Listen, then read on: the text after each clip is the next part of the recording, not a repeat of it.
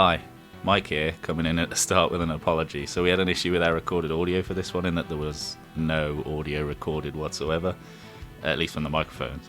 So we're having to run with the video audio instead, which is not up to the standards of the previous, but you should be able to hear us. There might be the odd noise, etc. But yeah, apologies for that from me and the entire Stab in the Dark team. Hopefully it's okay, but yep, apologies.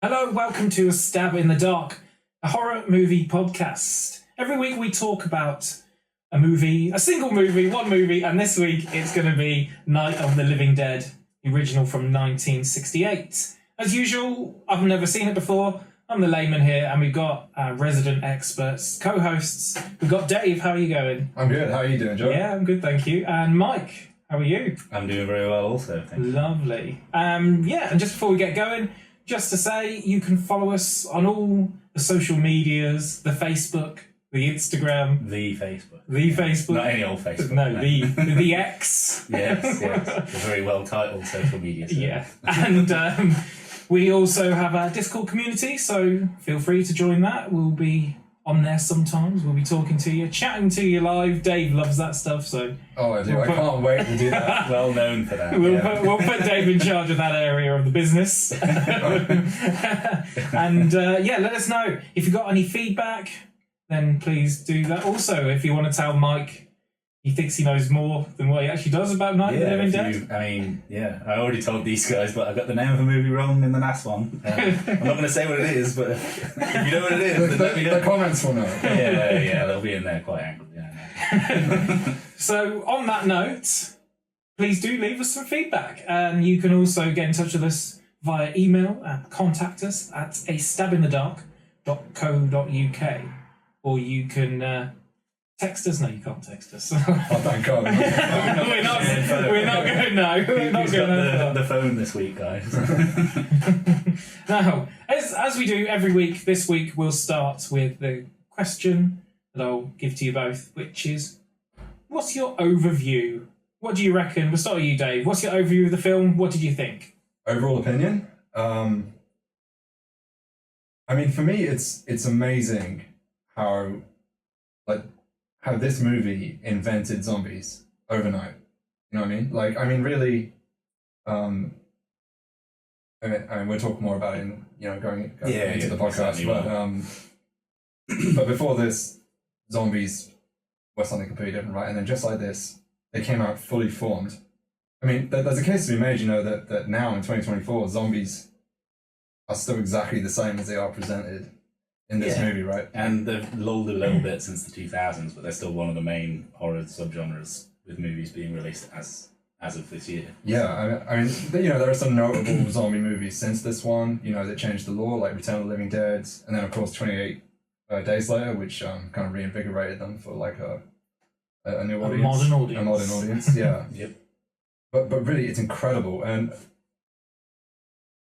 just how timeless this movie is, and how easy to watch it is. It's insane to think that it's over 50 years old. Yeah, I really like it.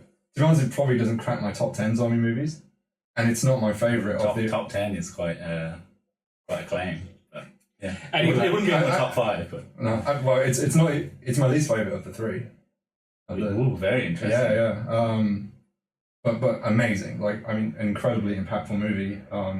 I'm really excited to get into it. Lovely. And Mike, what about you? What's your opinion, overview of this I think film? it's absolutely brilliant when viewed through the lens of this year, and when viewed through the lens of when it was new. It's one of the most influential horror movies of all time, not just because it created a new subgenre, but we'll get into it, or at least I'll get into it later on. But when you look at movies that preceded this and came out after this, maybe even not necessarily just horror movies, it was very, very impactful on the way movies are made and the content within those movies. And I think it's not only an important movie, but also an extremely simple and effective horror movie that may not be quote unquote scary now, but I can imagine it being very scary at the time.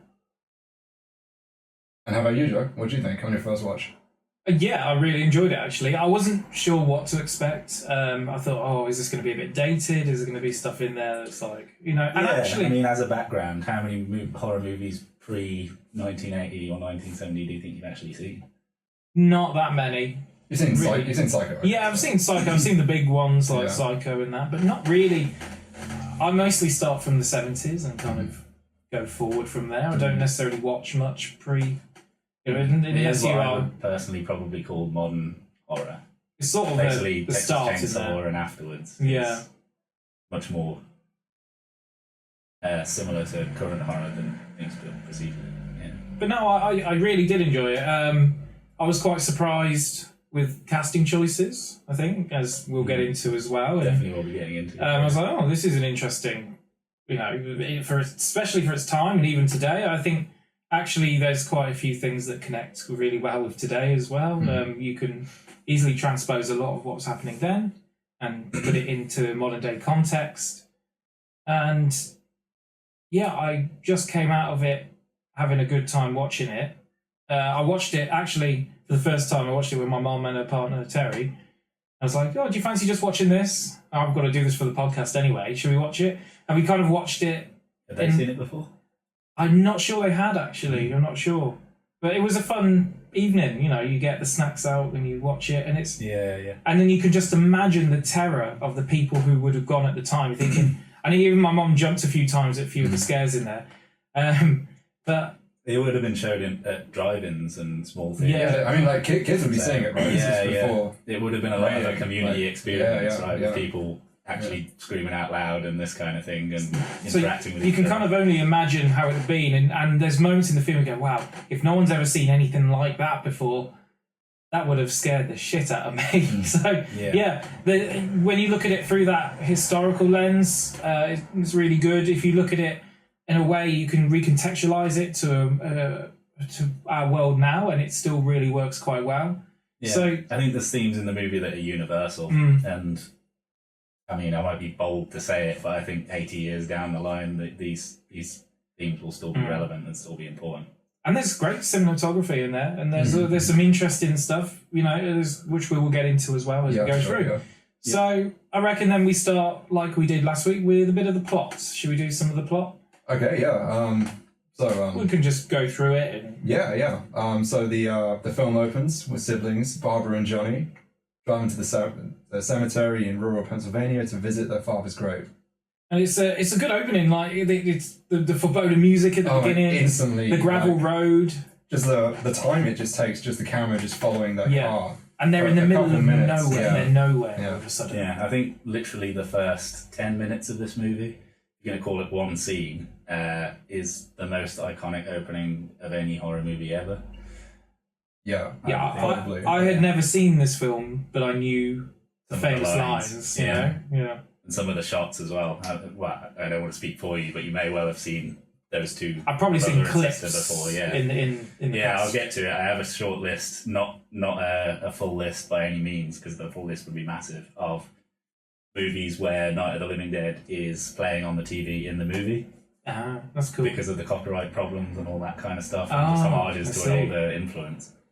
So anyone that's seen probably a horror movie has probably seen bits of the intro. Probably the introduction. Nestled into another horror. It's in the mind. It's just in the consciousness of someone who watches horror films. Then, correct. Yeah, even if they've never seen the movie before, I think they'll know what it's about, and they'll at least know little tidbits of the intro. Yeah. Anyway, in the plot, they're about 200 miles away from Pittsburgh or so. A good sort of how many hours do you think? 4 or 5 hours drive out to visit their father's grave? He said 3 hours, wasn't it? 3 hours. 3 hours out and 3 hours back. And John is really moany little bastard, isn't he? Yeah. He wants his sweets. He just wants his sweets. Yeah, he wants his sweets. Yeah. Well, I feel like I'd be a bit moany if I was driving. I mean, I'm not an American who drives all the time millions of miles, but like 3 hours and back to put some flowers on a... Yeah, but it's your father. Yeah, I guess. And it's for your mother. I'm just saying I probably wouldn't do it. Not every year. Yeah, and then he's even moaning when she's put the wreath on the blooming gravestone. So come on, Barry, it's not church now. Yeah, there is like religion cynicism in this. There's a few lines like that. Yeah, kind of particularly at the start from him. Yeah, he's almost mocking religion. And the one expert on TV later as well, he said some great stuff about funerals. Yeah. But I mean, one thing I noticed about this opening, and honestly, this might be nothing. But I mean, I guess we can just like talk about one of the main themes straight away, which is commercialism, right, and then capitalism under America, unregulated capitalism, and Romero, writer, director, cinematographer, editor, did everything. Yeah. He's slightly in the movie. Well, Romero. Yeah. Is he? You know when they interview the scientists and they're saying, "Oh, I did know that." He's the guy. You don't see his face, but he's the guy holding the microphone. Yeah. And I noticed there's a prominent shot of the American flag as the car's pulling into the. It's one of the first. Oh yeah, I did notice that actually. Yeah. And then one of the first things that Johnny says, he's talking about the reef and how that they probably just collect it up after they leave, like a little bit of kind of spit and polish, and then they'll sell it to you again next year, right away, talking about like capitalism. Like the late 60s straight away. Well, it's like the disenfranchisement with the system of the late 60s, right? So, well, we'll get into it later on, obviously, but that's just one of the many symptoms of like things aren't great as it stands before the zombies come. Yeah. So then this scene plays out, and then we get to the meat of it, the zombie, the first zombie. So what did you think of this first zombie, Joe? Do you know what? I think his performance is fantastic. Oh yeah, yeah. Like, in a way, you don't see zombies portrayed as in a way like that in a lot of other zombie movies, because he's very stiff. It's very like he's dead. He acts really dead. Yeah, it's as if he has actual rigor mortis. Yeah, exactly. They don't really do. Well, they do to a certain extent, but not to the heavy set. Yeah, like static nature of his limbs. And his face is like. Set in it's stone like almost, isn't it? Yeah, unnatural. Like he's just risen out of the morgue. Yeah, like he's literally come out of a body bag. It was said that basically when they did the makeup effects for the zombies, they didn't necessarily try and make them look dead or look like a specific visage of like a ghoul or a zombie. They tried to basically pick out on the actor what their most like distinctive feature was, and then make sure that was like the focal point of the eye, like use makeup to make that extremely prominent, which makes them look a bit ghoulish in itself. Yeah, definitely. Very effective, yeah. It's kind of uncanny, almost, like the... almost there's a heavy, like, human resemblance there, but it doesn't quite match. It looks wrong. Yeah. One other thing I noticed about this, just before they get out the car, is when you can hear on the car radio the kind of early reports about it happening. Yeah, and it just happened. He just turns it off. He turns it off just before any warning. Yeah. And I love that trope in horror movies, like the first act or like the opening of the movie. Obviously, it's super prominent in Shaun of the Dead as well, where it's all happening in the background. Well, there were some moments in this film where I went, "Oh, that's basically Shaun of the Dead." Yeah, like the BBC News saying stuff about destroy the brain. Yeah. Even though it is called Shaun of the Dead and not Shaun of the Living Dead, I think I would possibly argue there's more of the Living Dead in there than there is Dawn of the Dead or any of the Dead movies. Yeah, absolutely. So, yeah, I would agree. Yeah. So what happens next, Dave? The zombie is kind of walking the back of frame, right? Yeah, and only the audience can notice it. Yeah, see it. yeah. They're having a little conversation. And Barbara here is introduced. She's teased by Johnny, right? She's kind of introduced as a meek and scared character, which is interesting because I want to talk about Barbara because I love Barbara. Yeah. She wasn't originally written that way, but the actress wanted to be, or at least wanted to present her that way, and gave her like a show of that to Romero, and he loved it, and that's what they went with. Yeah. And I know you want to talk about the remake and how they changed her character. Yeah. I guess we can get to that when we talk more about Barbara, I guess, as a whole. We can we can talk about the remake. But yeah, Johnny's teasing her, and then quite unexpectedly, this guy. It's actually really shocking. Yeah. Especially if you watched it at the time, it's a very shocking reveal of the zombie. Yeah. It's literally within the first 5 minutes. Yeah. Possibly less than that. Yeah. And there's no big drum up other than the fact that you're in a somewhat spookily soundtracked cemetery, that it's going to happen. It just happens. Yeah, I think the zombie goes for Barbara Wright, and then Johnny defends it. And they wrestle for a little bit, and then hits his head. It just cracks his head open. He's dead. Nastily for the time, like rocks his head. Just like stone, right? full in frame, and that horrible like noise, that sound effect that they use. So we get a really nice iconic shot of him with a bit of blood on his teeth as well.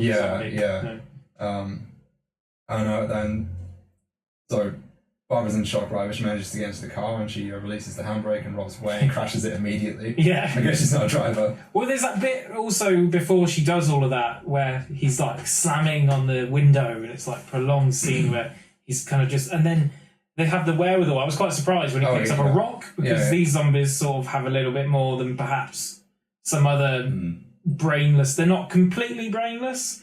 They're almost brainless. But they have the capacity to use their motor functions and to pick things up. Because it's probably not what he intended when he was making the first movie to have any sequels whatsoever.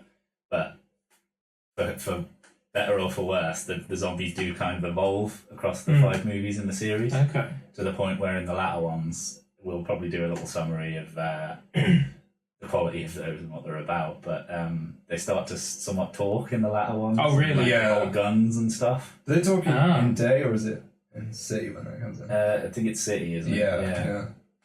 They have guns in day. I think so. Yeah, it's been anyway, a long time since I've seen I just found it quite refreshing in a way, ironically, because it's like one of the first. It was basically the first to put these modern zombies on screen. But I kind of found it refreshing that within this they could actually pick up rocks and it's quite stuff. interesting that he basically invented all of the rules for what we now regard as a zombie movie, but didn't get left in. It feels like he's breaking the rules despite them not existing. Because I'd also forgotten that element. I was like, oh yeah, wow, like this is. But then there's like this whole thing about them. He doesn't even call them zombies, right? Like no. Yeah, he wanted to avoid using the term and use ghouls or flesh eaters purely because zombie was a known term at the time because of the pre-existing quote unquote zombie movies. But it's quite funny. Zombie meant voodoo. A lot of to make it clear that it wasn't that. When most of these modern zombie films also don't really use the term zombie unless they're satirizing it in some way. It's only the meta movies that make it because if they know the term zombie, then maybe they know zombie movies as well. But it's like The Walking Dead will call them walkers. And it kind of starts. There's something about modern zombie films and stuff and TV shows that gets on my nerves is that they don't call them what they are. Shamblers. It's like you would just say zombie. If you were really in that situation, you would absolutely be saying zombie. The Z word. When she crashes and she starts running, that whole scene there is terrifying. They play it out. They just let it play out like just for minutes. Like they just point the camera at her and she runs, basically tries all the way around the house trying to get in, right? And they don't cut any of it. So it's like you're just watching this whole thing play out in real time. And that factors into what I'm going to talk about at some point, the realism of this movie, right? There's no dressing up of the characters. There's no big kind of set piece going on. It's kind of the frantic nature of what a realistic kind of absolutely interaction with something like this would be. And Barbara in this moment is absolutely petrified, terrified, and running around the house. When she falls over, there's no sort of dramatic. I mean, she's just seen her brother die. Yeah, or what she would presume to be death. Yeah, and but she falls over, but she doesn't do that whole thing. Where it's like, oh, I fell over. Oh god. No. She literally gets straight back up and keeps going. She's got her adrenaline, and she's in such a state, and you can feel it in that moment, and the camera work as she's running to it, and it's really good. The camera work definitely helps, like the panicked atmosphere of the fact that she's got to get away wherever it is. She's got to get away. Yeah, and bit of trivia I can slink in there is the fact that she crashes that car into the tree. They dented the car as part of using it while they were filming the movie, so they had to insert the scene where she dented the car on the tree to explain the fact that the car had a dent because they had one car. Oh, right. So it's going to be later scenes, and they needed to explain to the audience that there was a dent in the car. Yeah, correct. Yeah. Did you notice? So maybe we should talk about the music, just in the opening, because to me, like the music is practically a constant presence throughout the entire movie. except in a few rare instances. And it really kind of sets the tone, right? And it, like the way that it kind of mirrors a heartbeat for me, and especially when it really picks up, you can't help but be engaged. Yeah. Because right at the very start, it's a bit more traditional. It's a bit more akin to like a Hammer horror film, where it's like this foreboding kind of orchestral stuff, where it's like telling you that something scary is going to happen. But then when something scary does happen, it kicks into an overdrive, and you get this. Throughout the rest of the movie, it's not really so orchestral. It's more. It's jarring. It's discordant. Yeah. Like it feels like a zombie's ripping through the orchestra, and they're just playing what's left. That's what I was thinking. Like they've lost time the music and everything. Of, like, mania. Yeah, exactly. Yeah, and it works so well, and it especially works to highlight the moment that she eventually gets into the farmhouse, and slams the door, and then the music stops, and then you breathe, and you kind of feel that draws a line on the opening there. And you can just take a second, then just like she can take a second to just kind of get her bearings again. Yeah, you're along the ride with her, basically. Yeah. Incidentally, did you know that the music is all like basically stock music? Oh, is it really? Yeah. They didn't have. I guess another symptom of the budget, right? Yeah. I think it was $1.5K is what I read it was. Well, to get the whole score. Yeah, basically to purchase the rights to use that music in a movie. It's funny in a way that it's become iconic then, because it is stock music. That it happens though, doesn't it? You then fit it in with what you're looking at, and it becomes part of that structure and what it is on the film. And I'm going to go there. Yeah, because that does happen quite a lot, right? Like a lot of the music in 2001 or the main theme from Requiem for a Dream are classical songs that now are intermeshed with those movies because they're made so definitely used so prominently. And the one I think of, which you're going to love, is the Cybermen. 5 minutes, 10 minutes. Can we have one podcast? No. If I'm editing this one, I know what's going No. I'm going to dub over like some other movie. But in the Tomb of the Cybermen, in Patrick Troughton's era, there's a piece of music when they're revealed, and it's this really brilliant, fits with them perfectly.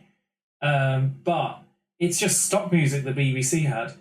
But it became like synonymous with the Cybermen in that era, and it is really terrifying music, really, for what it is. And yeah, so it's that it just becomes in your mind. You start linking it with it, and even though it's stock music, you talk about someone like John Williams who does scores for huge films, and it's all tailor made. And yet, something stock can make so much. There's nothing wrong with stock music or royalty-free music. It's all good. It's just waiting for the perfect use. Yeah. The reason it's more difficult to use or to find music that works that way, that is stock music, is because when it's written for the movie, then obviously it's going to fit the movie. It's like, whereas you gotta be an expert at finding exactly what you want.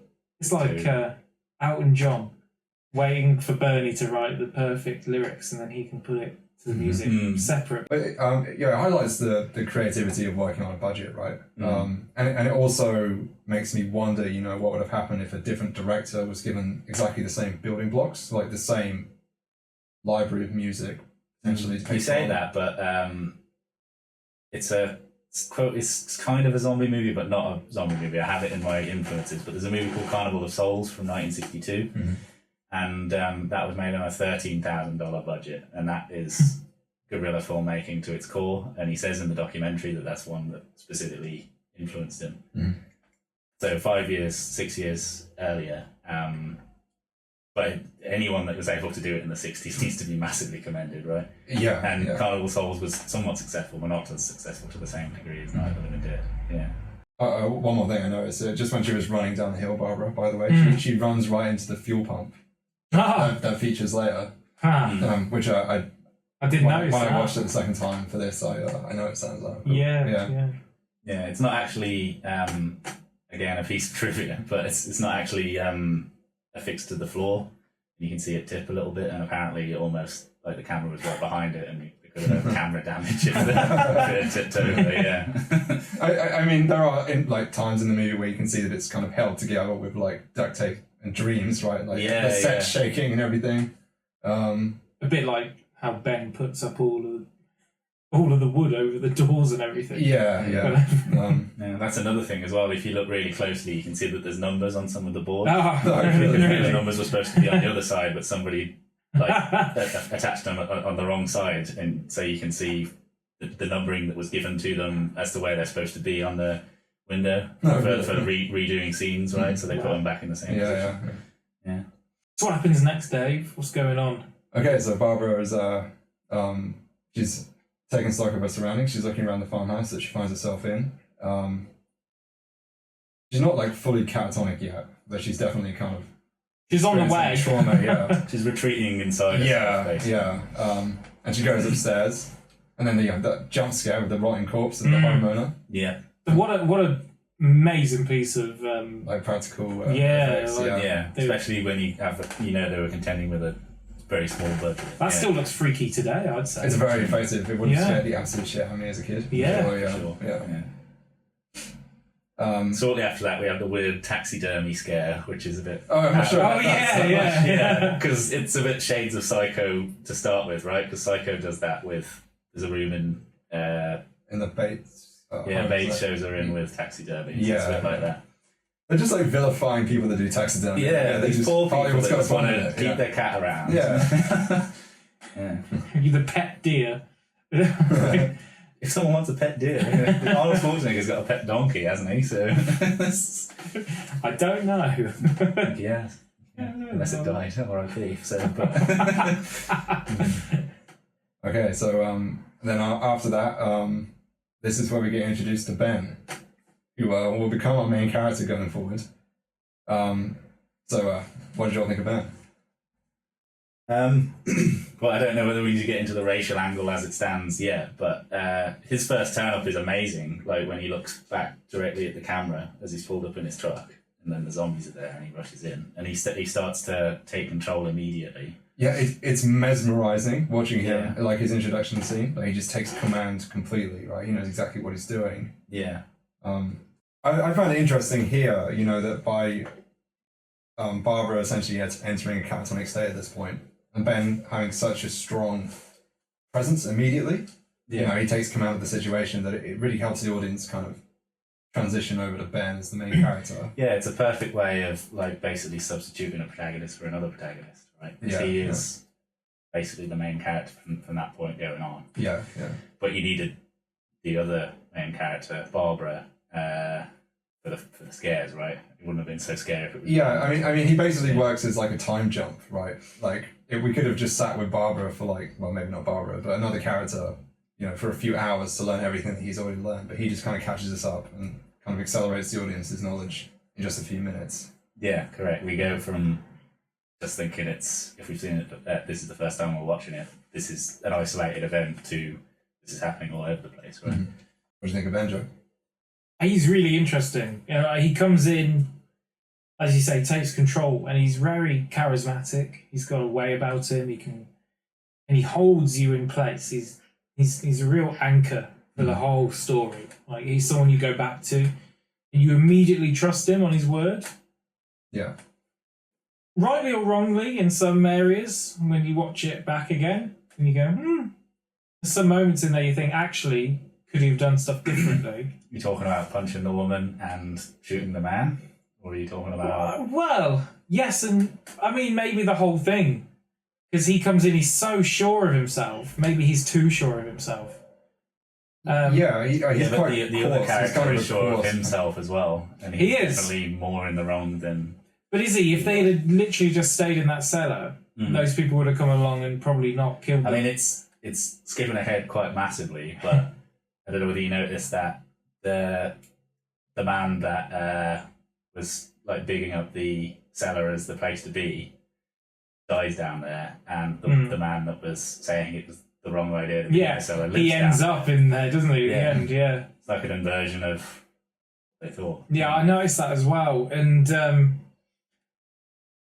but I reckon on a second watch, old Mr. Cooper is a little bit misunderstood.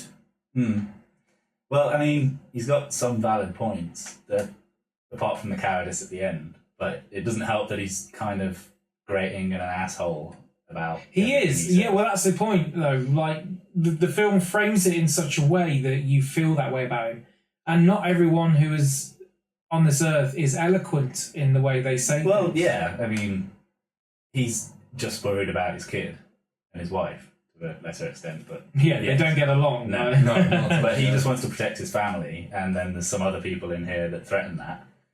But I reckon he could be more right than Ben is, when his actual idea of let's just hunker down and wait for this all to blow over might actually be would have been probably the better way, because it isn't that long before that team get there, and Yeah, but they had no way of knowing how long They it would didn't. be, or They didn't. or if there ever would be anyone ever coming.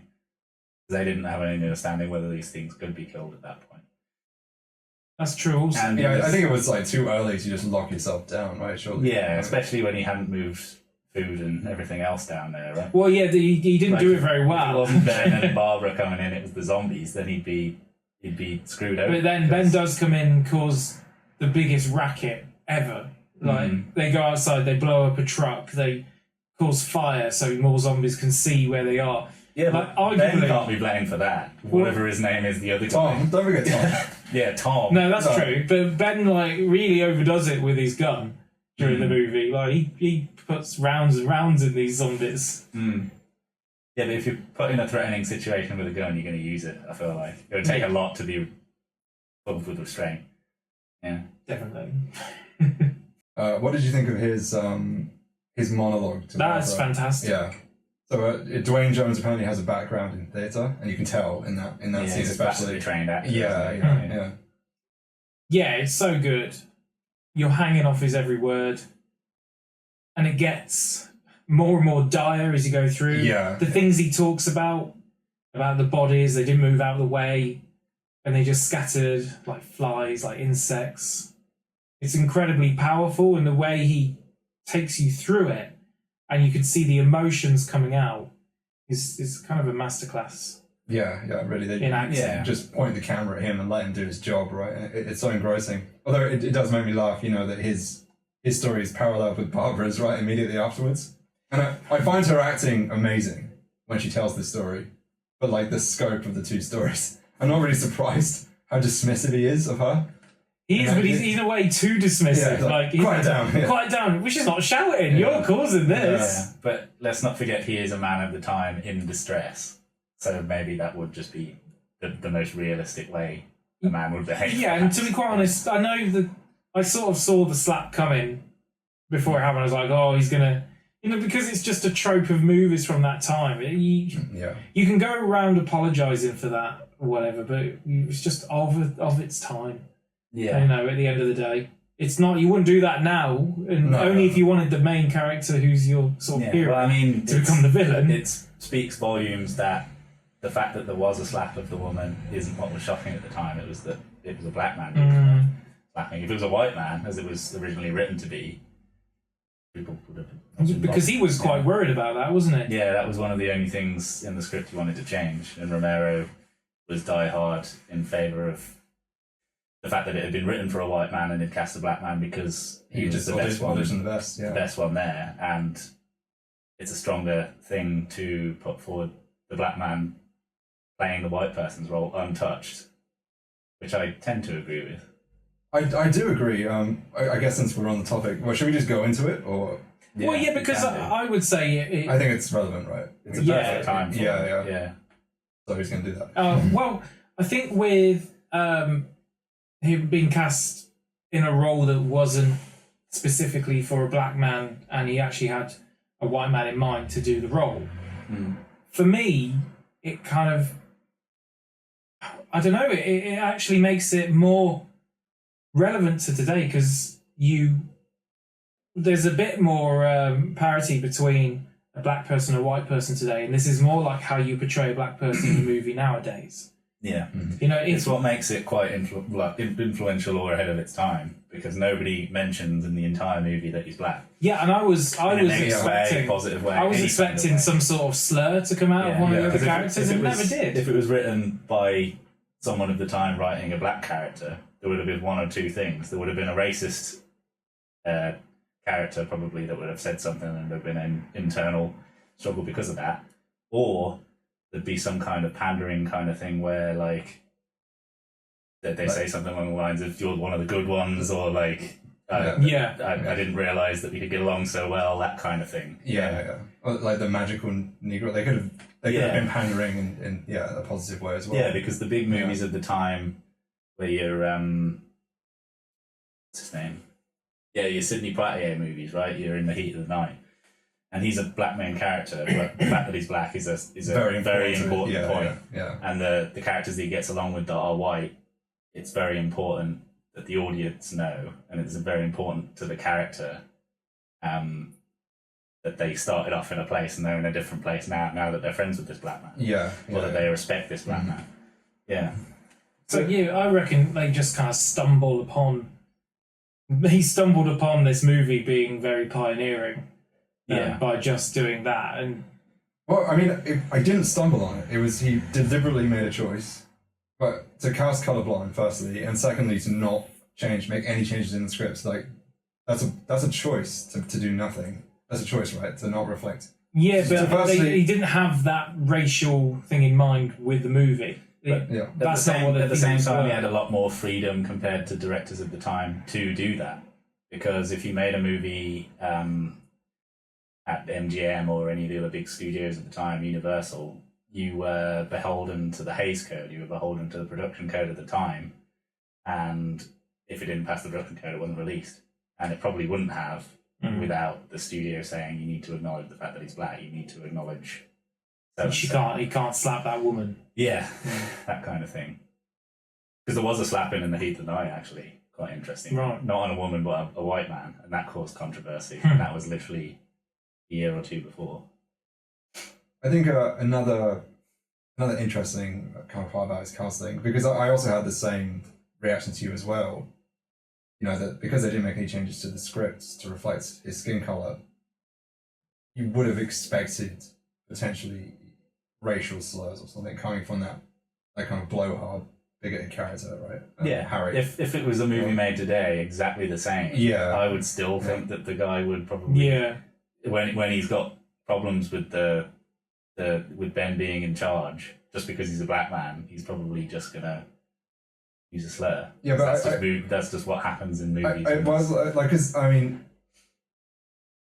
as a white person, I watched that and thought it was very admirable that he didn't make any changes to reflect that. And so my first time kind of watching it for this, I was thinking, that yes, this guy is a blowhard. This guy Harry that we haven't met yet, he's a blowhard. He's an asshole, but he's not a racist. But then the thing is, that. And I had to kind of read around a little bit and then watch some videos and stuff to understand that, it doesn't just have to be text. Just the very nature of Ben being black and this guy's changes reaction. It. It changes it and just people, for the viewer. And people can see that. Like, it doesn't have to be set. So I didn't, I kind of had to look at myself a little bit there. And although I have to disagree about Harry, I think he's kind of misunderstood. I don't actually think he's so bad. I think everyone is reading so much into it. He's just a guy whose family are in dire consequences in there. And he has no eloquence. He's just a bit silly. He's short and sharp with every character. He clearly has a bad relationship with his wife.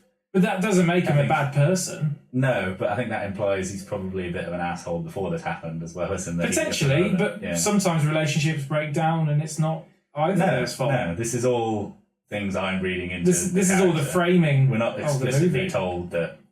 Well, I don't think you're necessarily supposed to think that Ben is 100% right and Harry's 100% wrong, because that's the crux of that's what zombie movies are about, right? They're not about the zombies; they're about the humans and survival situations and the moral choices. Well, we always ask ourselves, decisions. What would we do? Yeah, and so I don't think it's necessarily. Well, they're both quite headstrong, and we're watching this through as if perspective, right? But also as if we're there with them, right?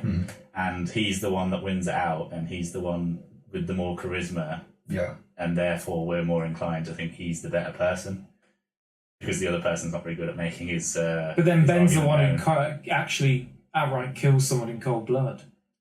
No, potentially he deserves it. But he tried to kill him first by locking him outside, or not? Yeah, but he didn't know, did he? He actually let him back in. and tried to take the gun as well. He did, but he wasn't going to shoot him then. He was just trying to get his family back into the basement. Yeah, and I feel like it was all a recipe for a and also Ben's the reason why those two other people died, because he was insistent that they leave and go to the gas pump. Yeah, well, that would have been a good plan. Like Judy. No, it wasn't. It was a half-baked plan, because he says earlier, "Oh, we'll go and do this now. We'll bring this back, and then we'll figure out how to get all the women out later." Like, oh, I'm sorry, you're not going to do that now? Like what? How stupid is that? Because all you're going to do is attract thousands of zombies, and they're going to come to the doors because you've just ran out with fresh meat. Like, that's literally what they see, and they're going to be like, "Yeah, brains," and all that shit. So I think Ben is kind of...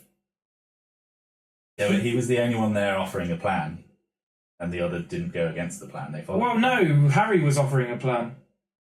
It wasn't a very good plan. It wasn't the democratically chosen plan. Even his mate that was well, it wasn't really his mate.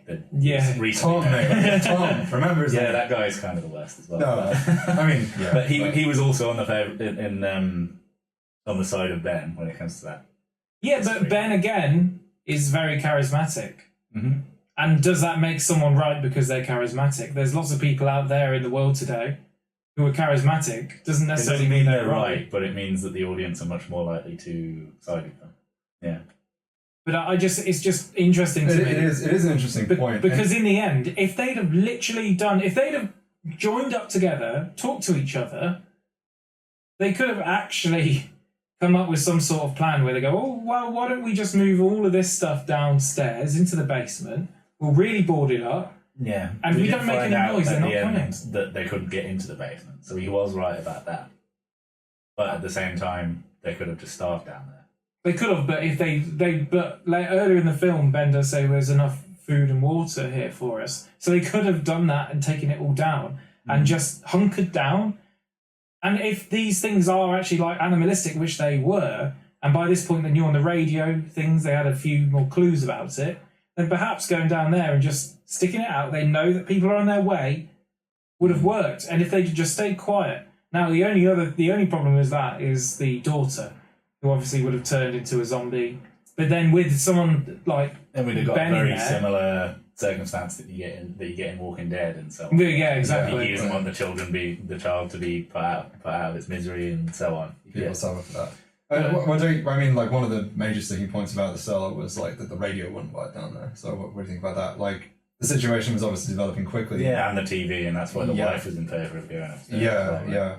But the wife is also in favour of doing anything other than what the husband is saying. Yeah. She's like, haven't you done enough when he's trying to get the gun and things like that? Like, haven't you done it?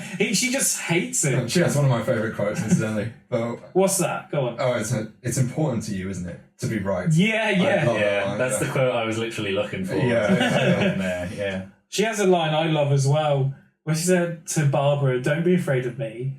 I'm Mrs. What's the surname? Cooper. Yeah. Don't be afraid of me. I'm Mrs. Cooper. Who the fuck are you, Mrs. Cooper?" It's like Roddy Pickering. I was like, that's what came to mind. Yeah.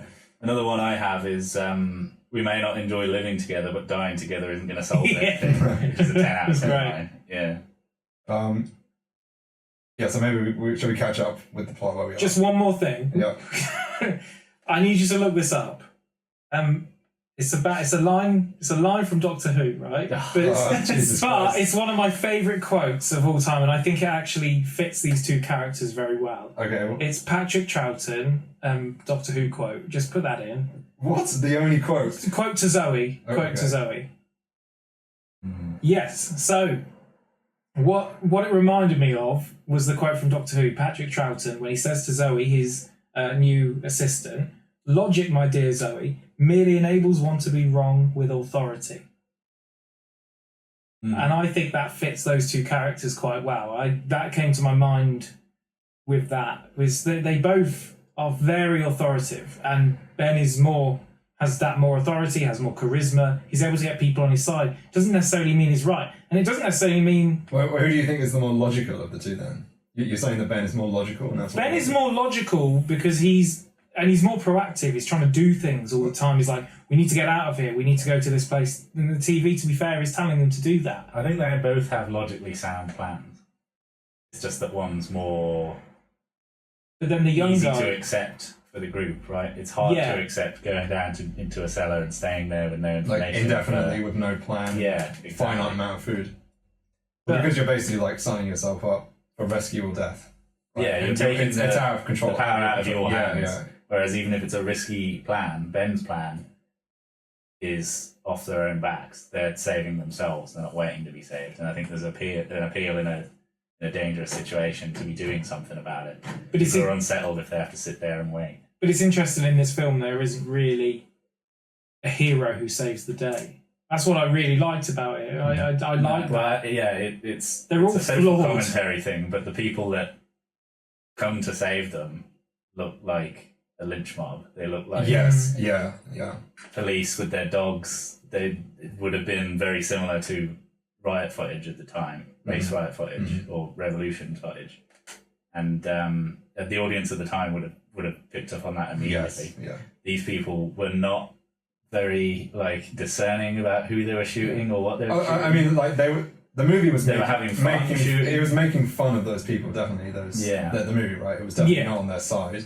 And it's even more obvious in the remake. The saviors are worse people than the people that saved. Yeah. Again, like it's really spelled out to you in the remake, like the message behind all that. But we'll talk about that later. Just one more thing before, and then we can talk about introduce all the other people properly. I mean, like just like we spoke about the music kind of being a constant presence, another kind of semi-constant presence is the radio and then the TV. And there's a period after basically Ben's knocked Barbara out, and Ben is just working by himself. Doing a good old Sean Connery. And while the audience is looking at Ben. Ben working, the radio is playing, and then the audience is essentially getting information about the current state. It's probably quite. I wouldn't really be able to know, but I think that's relatively new for the time. I love the storytelling while just stuff. It's like a diegetic storytelling or something. That might not be the right word, but something like that. I really enjoyed that as well because it showed that although they're saying this is a nationwide issue, they're walking down Washington DC and there's like normal cars going past and everything as it's happening, and they're not actually in any trouble. All these higher ups, it's all the working people who have got it on their doorstep. It's rural areas. It's where there's a morgue. I find that really, really interesting. This is all socially conscious things as well, because the fact that you see that the police and the scientists and the government have no bearing on the situation. You can't trust them to protect you or keep you safe. You can't trust them to even keep order. And that is also just tying right in with the 60s Vietnam War riots. The Vietnam stuff, and like the silent majority and all this kind of stuff, right? So this is where we meet like the rest of the cast, right? Barbara's really surprised at it, isn't it? It's he goes upstairs. So it's Harry Cooper, the father, and hero. Yeah, misunderstood hero. Do not agree. I'm dying on this hill now. and the other guy, the young guy, Tom, right? Young hero. Yeah, the young. So Tom's not the bumbling fool. Yeah. So did you notice in the original whether it was Tom's family's house? Was that just the remake? Is it? No, it's not. Okay, right. It's not. They know of it because they're on their way to go for a swim. Right. Yeah, that's it. Yeah. I don't. We never. Well, presumably the dead woman upstairs. She's like the owner of the house. And they've got the scene, the worst. I think the worst scene in the film. Where they're like all mushy and going, I don't want you to go out. Oh, the acting. That is a definite one. And also, it's like we're gonna die right now. Yeah, I was literally after that. I was like, they're dead, or at least one of them's dead. She's not much better as well when she rushes out. They're like the worst characters. So down in the cellar we still have Helen Cooper, right, the wife, and the daughter. I was just gonna say with when she's talking about that, about you're saying about the remake, they're saying, "Oh, are you sure we should go? Are you sure we should do this?" And then goes, "The folks will be all so worried about us. We're here." So there's got nothing to do with the family. Okay, so that's just something they added in the remake. A lot of the dialogue was improvised, so Yes. I would understand some of it being wonky and some of it, especially there, is very wonky dialogue. Yeah. Realism It's like is realistic to a point, but Well, that guy, like, I think that's his only film credit. He ends up a chiropractor, I think. But Did he he? did a bunch of stuff. Like that's true. A lot Yeah. of people in this movie, Yeah. they're literally just like friends and family and people that worked on the production of the Yeah, like film. half the cast are Yeah. like the production. Yeah. So we have mother, the daughter, and then we also have Judy, right, which is Tom's girlfriend. Yeah. best character. Yes, everyone's favorite. Everyone remembers Judy. Yeah, she's not really a character, is she? She's just kind of Cat- Tom's plus one. Yeah. Yeah. There's a line here when they're talking about the zombie. So Ben is trying to suggest that they make a run for it, basically, because the zombies aren't very strong. That he's already taken out Yeah. a few himself. Mr. Cooper says, but you get them in numbers and they're strong together And because they flip. He's like that. absolutely right in that moment, and Ben doesn't really listen. Goes, yeah, I fought them off one by one. Ooh, Yeah, but before And the it big I became am. a huge army of zombies outside, Ben's plan was valid. They could have just got out there. They could have, at potentially, speed. Yeah. but then again, Mr. Cooper has seen, and Ben is not listening to him at all.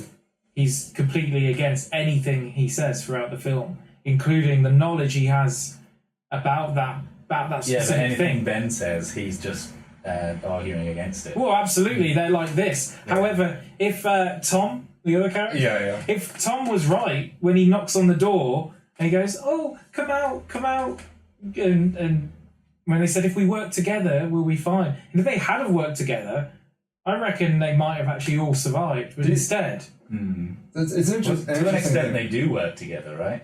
no, but always reluctantly. begrudgingly, basically, because his wife makes him. Yeah, but he does work with him until he doesn't let him. Yeah. He does, to where he starts beating him up and forcibly making him work in his favour. Yeah, but he doesn't beat him up until he deserves it. Well, does he deserve it? Leaves him Because to die outside. if he did leave Ben outside, maybe more of them would have survived. Yeah, but letting Two of Ben in didn't let the zombies in. No. It was But Ben led them back. They would have known eventually. They'd known the whole way. They wouldn't have. If They'd they were in known the the whole cellar. way through that there was. Yeah, but they people wouldn't have in known there. they were in the cellar.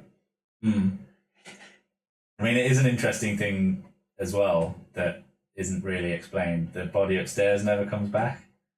Whether they died of a head injury or not, they didn't. Well, it looks like They're very dead. they've been eating. They've been eating that corpse, right? It's been eaten, and I guess they've just eaten the brain. Or the head has had enough damage. 'Cause that's what you see, right? And then it's like half a head, and that's it. So I guess the head's just. Although when they drag the body away, it is actually just a normal. Well, because it's Yeah, the little girl from downstairs. She plays that role. When they're dragging her away, she plays the body. Oh, really? Yeah, she does. Yeah. But it's also interesting when they first come up from there and they're looking around the house saying, "Oh, we had all this commotion going on. We heard all of this," and he goes around the house going, "Well, this won't stop a thing. You put this here and this here." And you're saying this man isn't an asshole. He walks up No, there. he's right. Because none of them, they all get in. It doesn't work. Nothing Ben does works.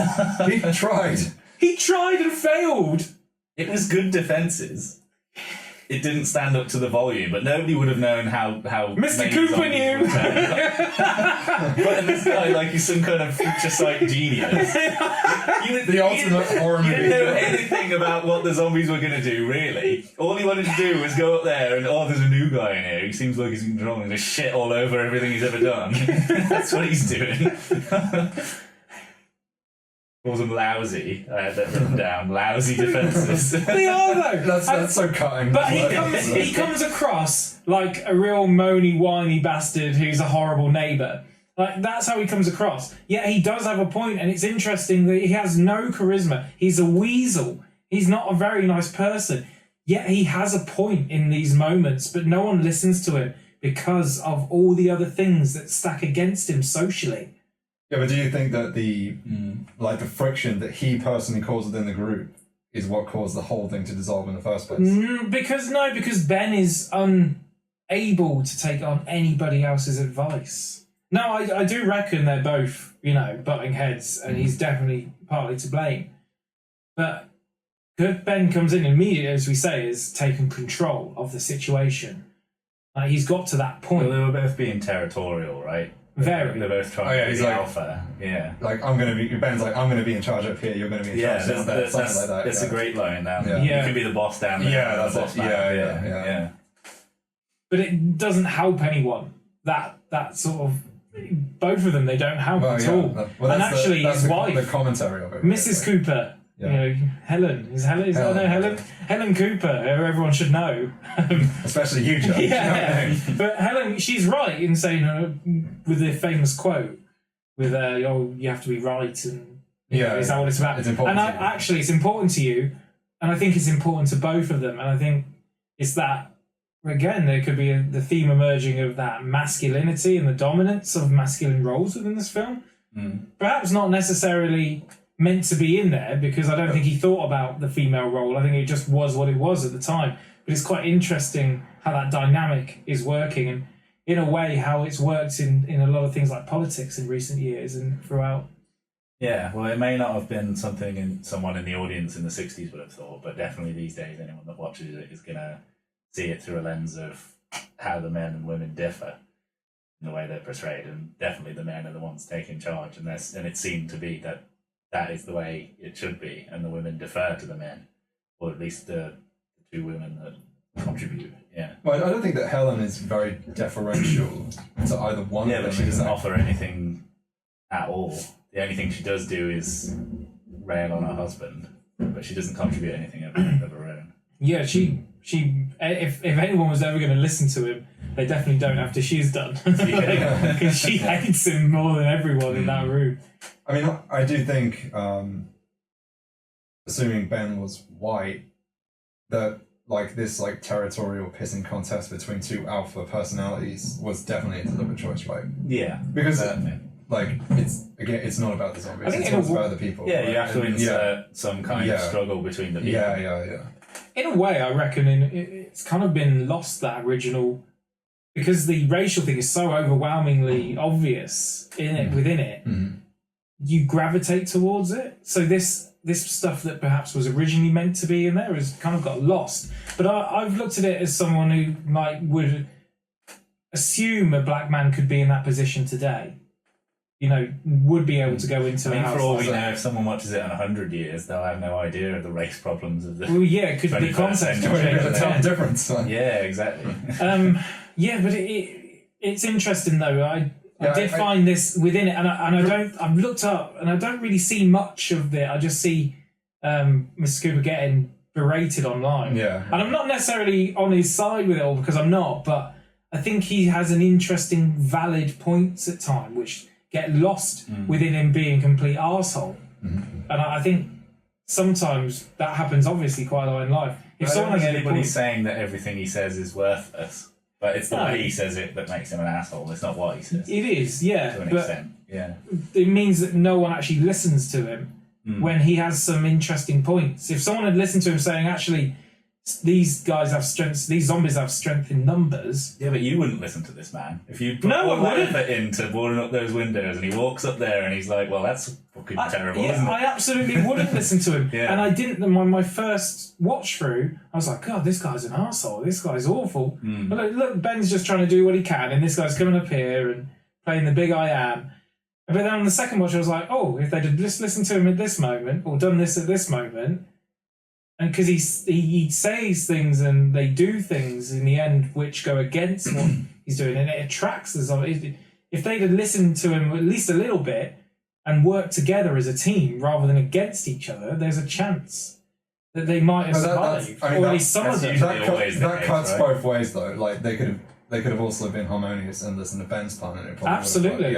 But that's the point, right? The friction leading to them dying is the point of the story. Yeah. Like that friction. Yeah, and the racial element. There's a famous quote, right? I can't remember who said it, about a movie being conceived 3 times. Firstly in the writing, then in the shooting, and then the editing. And so you can't ignore the racial component, right? But when it was written between 2 white guys, and so there's definitely this kind of alpha male. There's commentary on that, I think.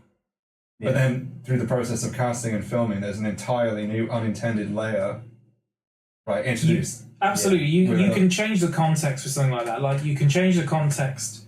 The RSC, the Royal Shakespeare Company, a few years ago did a version of a play where there's a happy ever after, everyone gets married, but it's set in 1912, and they're young men who are just getting ready to settle down and have a happy life. Now, within that context, the end of that story, it actually becomes very sad, because you know shortly these young men are going to be off to war in the First World War, and they're most probably going to die. So you add the extra layers of context. Yeah, the audience always brings something to the table themselves.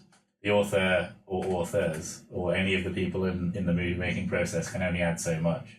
And then it's down to the audience as to how they interpret what's going on. Yeah. There is absolutely the huge, which we'll get back to, I guess, now, is the huge racial connotations and the way that he's portrayed in the film. So over to you, Dave, what you were saying. Yeah. Well, firstly, yeah, the conflict, I think, has an extra layer because of the race. I think, like, in addition to it being a male pissing contest. Now there's an unspoken now and especially at the time. And I was also thinking about Ben's characterization as well, and how that is, like, in a way unintentionally changed because of his race as well. Because I don't quite remember the details of his monologue, but does it say he was with people that died, or was he by himself? No, he saw a truck pass by. The guy was screaming in the truck. And there's a big army of ghouls behind. Basically. Yeah, so you get the sense, like, he's evidently very adaptable, but he's also very self-reliant. Right, you get the sense that he's been by himself a long time. He's managed to work out that they're afraid of fire by himself, and I'm just like thinking about him. But that typifies men of action and kind of heroic. Yes, yeah, exactly. That would be the original intention. I guess it's for the audience to identify that trait in him. But there's an entirely another level added to it with the race, because, like, this is a man that has to be self-reliant. That can't rely on other people all the time. That will be persecuted and will be othered all the time. And so it has an entire life's worth of experience, like navigating life by yourself and avoiding people, right? And like, this wasn't intentional, like, in the script writing, but it's not. Like, again, just an entire. And it's never something, if it was read by the audience at the time, that would have ever been read into any other movie preceding it, because every single black character before that would have been in a large production, I imagine. So there would have either been a racist depiction prior to 1950, or there would have been a soldier where they wouldn't act, quote unquote, as a black man at all. They would have been reduced to exactly the same as the people around them, or their race would be the entire reason that they're in the movie, and the race politics would have been the main context of the movie. And this is insane for the time to exist in a way that you can actually make those illusions, because he is such a blank slate as a character that happened to be black. I just think everything that was already in the script, there's an entirely other level, right? But it's what you're saying as well, Joe, about the fact that he's black, in a way overshadowing the male pissing contest element to that conflict. Because it's actually very true. Because I think the pissing contest was the point, and that's the commentary. At least that's part of the commentary, and that's ultimately the breakdown of that group is what caused them to die. And his race does overshadow it, and also as a modern audience as well, we're watching it, and I think we see this casting, and we appreciate the significance of it, and I wonder if we, through like a modern lens, are unconsciously biased towards Ben as well, just because of the significance of that casting. And that's another reason, in addition to him being the main character. It would have been interesting to hear the take of a white man that watched it at the time that was conservative or racist. Because maybe Ben as the fault in maybe they would have actually been more sympathetic towards Mr. Cooper as well, and they would have maybe they would have actually got a different perspective on that conflict, and they may have got that particular part of the message more easily than we do. Maybe it's a non-audience, possibly. And another interesting point, just since you mentioned it about Mr. Cooper, is another thing we have to acknowledge is that we don't have kids. Right? I mean, honestly, we have no idea of the power of that has over you. He's just a frightened, weak man, really. I don't think there's much else to it. Who has ideas. He's not a very nice man. He's not an attractive man. He has no charisma. He has a wife who hates him. He has a daughter who's deathly ill. And yet we're blaming him for all the ills. And we... I don't think I'm blaming him for anything. I don't think... I'm not saying you specifically. He's actually from Venus. He causes the rage. Did you not notice him glowing halfway through? He was on that rocket. So yeah, that brings us kind of to like the part where they're like watching the TV, right? And there's lots of like kind of TV footage. Which like, outside of the intro is my favourite bit. I love broadcasts. The host of the broadcast is brilliant. Just the way that the way that he delivers the lines, especially when he gets. Yeah, he's a real newsman and he wrote it himself. So It feels very natural. It feels like something you would see on 1960s CNN or something. And just like the way that, because he gets like a live piece of information while he's talking, and it's when they reveal that they're like cannibalizing bodies. Yeah. And the way that he reads it and reacts to it, but then immediately professional and presents that information. Despite it being emotional management and kind of professional. And it's just such a small moment that I absolutely loved. Yeah, I mean, some of the lines are just insane. Like, epidemic of mass murder being committed by a virtual army of unidentified assassins. It's amazing. So is that a line that he wrote then, you said, that guy? Well, yeah, according to the documentary. Right, yeah. Romero let him write his own stuff and they reviewed it together and he didn't really want to change anything. Yeah. So they just rolled with what he did. So this guy does that as a living. Local news guy. Yeah, well, he did other things for the news network, but on occasion he would have done that exact same thing. Yeah. Which is interesting as well. I mean, it's in my MISC trivia, but like all of the town names in this movie are actual town names in Pittsburgh. A lot of the people that you see on the TV are real people they would have seen on local TV at the time. So they actually put up billboards and leaflets and warnings before you watched the movie that it wasn't real because they didn't want like a War of the Worlds, Orson Welles situation on their hands. Yeah. There's a thing about the TV as well. Especially, I don't know if it's this bit or later on when they're interviewing like the police chief and you see them like dealing with bodies. It very deliberately was filmed in the style of like frontline footage of Vietnam. Yeah. Right. So this came out in 1968, right?